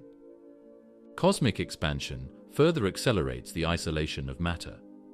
Observations show that the universe's expansion is not only continuing but accelerating due to the influence of dark energy. As galaxies move farther apart, the distances between cosmic structures will grow so vast that they will no longer be visible to one another. Eventually, individual galaxies or galaxy remnants will exist as isolated islands in an ever-expanding void. This isolation will make interactions, such as mergers or the transfer of material, increasingly rare. On the scale of 10 raised to the power of 15 years or more, even the smallest and most stable remnants of the universe, such as white dwarfs, neutron stars, and planets, will decay. Protons, the building blocks of atomic nuclei, are predicted to have a finite lifespan under certain models of particle physics. If proton decay occurs, it will reduce all remaining matter to subatomic particles, effectively erasing the structures that once defined the cosmos. The most extreme outcomes of cosmic decay involve the transformation of matter into pure energy, or its entrapment in stable quantum states. Some models suggest that dark energy could become dominant enough to tear apart even the fundamental particles of matter, leading to a big rip. In this scenario, not only would galaxies and stars disintegrate, but so would atoms, quarks, and the fabric of space-time itself. Predictions for the end of the universe and what lies beyond. The ultimate fate of the universe has been a question that has captivated astronomers, physicists, and philosophers for centuries. While the observable universe is currently expanding and full of vibrant activity, its future is dictated by physical laws, cosmic forces, and the interplay of matter, energy, and entropy. Predicting the end of the universe involves extrapolating from current observations and theories, leading to several possible scenarios for how everything might conclude. Each prediction paints a picture of a cosmos that gradually or catastrophically transitions into a state of stillness, emptiness, or even complete annihilation. The most widely discussed scenario for the universe's end is the Big Freeze, also known as the heat death of the universe. This outcome is driven by the continuous expansion of space fueled by dark energy, which causes galaxies to drift farther apart over time. As this expansion accelerates, galaxies will become isolated from one another, and the exchange of energy and matter between them will cease. Within galaxies, star formation will gradually decline as the supply of interstellar gas is depleted. Existing stars will burn out, leaving behind white dwarfs, neutron stars, and black holes. Over trillions of years, even these remnants will cool and fade, leaving the universe dark and barren. The Big Freeze is a direct consequence of the second law of thermodynamics, which states that entropy, or disorder, always increases in a closed system. As entropy approaches its maximum, the universe will reach thermodynamic equilibrium, a state where no energy gradients exist to drive processes such as star formation, chemical reactions, or biological activity. Matter and energy will be evenly distributed across an unimaginably vast expanse, with temperatures approaching absolute zero. The universe, in this state, would be cold, dark, and inert. Another possible fate is the Big Rip, a dramatic and catastrophic end driven by the nature of dark energy. Current observations suggest that dark energy is causing the accelerated expansion of the universe, but the exact properties of dark energy remain unknown. If its effects grow stronger over time, the expansion could become so extreme that it tears apart not only galaxies and stars, but also planets, atoms, and even the fabric of space-time itself. In this scenario, the universe would end in a violent disintegration of all matter and structure, reducing everything to its most fundamental components. The Big Crunch represents an alternative possibility, in which the universe's expansion reverses due to the gravitational pull of its own mass. If the density of matter and energy in the universe is high enough, gravity could eventually overcome the outward push of expansion, causing the cosmos to contract. Over billions of years, galaxies would converge, temperatures would rise as matter is compressed, and the universe would collapse into a singularity, a point of infinite density, similar to the state believed to have preceded the Big Bang. The Big Crunch raises intriguing questions about whether the universe might then rebound in a new cycle of expansion and contraction, known as the Big Bounce. Another theory involves the concept of quantum decay in a metastable vacuum, leading to a vacuum collapse. In quantum field theory, the universe's vacuum state, the lowest energy state of space, is assumed to be stable. However, some theories suggest that the vacuum may be metastable, meaning it could decay into a lower energy state. If this were to occur, the decay would propagate at nearly the speed of light, reshaping the fundamental laws of physics and obliterating existing structures in its path. This vacuum collapse would be instantaneous and irreversible, marking a sudden and absolute end to the universe as we know it. Cosmologists also consider the role of entropy in the distant future. In a universe governed by the Big Freeze or a similar scenario, black holes will dominate the landscape for an extraordinarily long time. These massive objects, formed from the collapse of stars, will slowly radiate energy through Hawking radiation, a quantum mechanical process that causes black holes to lose mass. The evaporation of black holes is an extraordinarily slow process, with the largest black holes taking up to 1 Google years to completely dissipate. Once all black holes have evaporated, the universe will be left with a sparse collection of particles and low-energy radiation. The nature of time itself becomes an intriguing question as the universe approaches its end. In a state of maximum entropy, where no processes or events occur, the concept of time as we understand it may lose meaning. Time is fundamentally tied to change, And in a universe where no change occurs, it might cease to exist as a perceptible dimension. This raises profound philosophical questions about the nature of existence in a timeless cosmos. Beyond the observable universe, some theories suggest that new universes could emerge. The multiverse hypothesis posits that our universe is just one of countless others, each with its own physical laws and properties. If true, the end of our universe might be part of a larger cosmic cycle, with new universes continuously forming in an infinite multiverse. This idea is often tied to theories of eternal inflation, where regions of space-time undergo perpetual expansion, spawning bubble universes with diverse characteristics. Another speculative concept involves the possibility of quantum rebirth or the emergence of new universes from black holes. Some theories suggest that the singularities within black holes could give rise to new regions of space-time, effectively creating baby universes. If this is the case, black holes could serve as cosmic seeds, perpetuating the cycle of creation even as our own universe winds down. The question of what lies beyond the end of the universe is not just a scientific one, but also a philosophical and existential inquiry.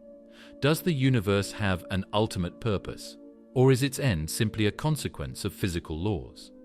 Can life, intelligence, or consciousness persist in some form, even as the cosmos fades into darkness?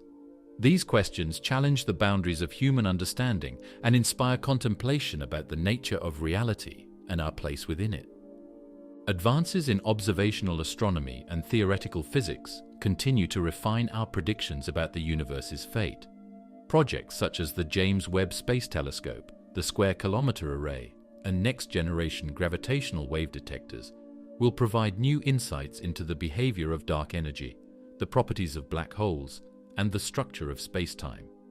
These discoveries may reveal whether the universe will freeze, rip apart, or collapse, offering a clearer picture of its ultimate destiny. The end of the universe, whether gradual or sudden, is a reminder of the transient nature of all things. It underscores the vast scales of time and space that define the cosmos, and challenges us to appreciate the fleeting era of light, warmth, and activity in which we live. Even as we look toward the distant future, the mysteries of the universe's end continue to inspire wonder, curiosity, and the search for understanding. That's the end of this video. Make sure to subscribe, and if you want to watch more content like this, check out our channel.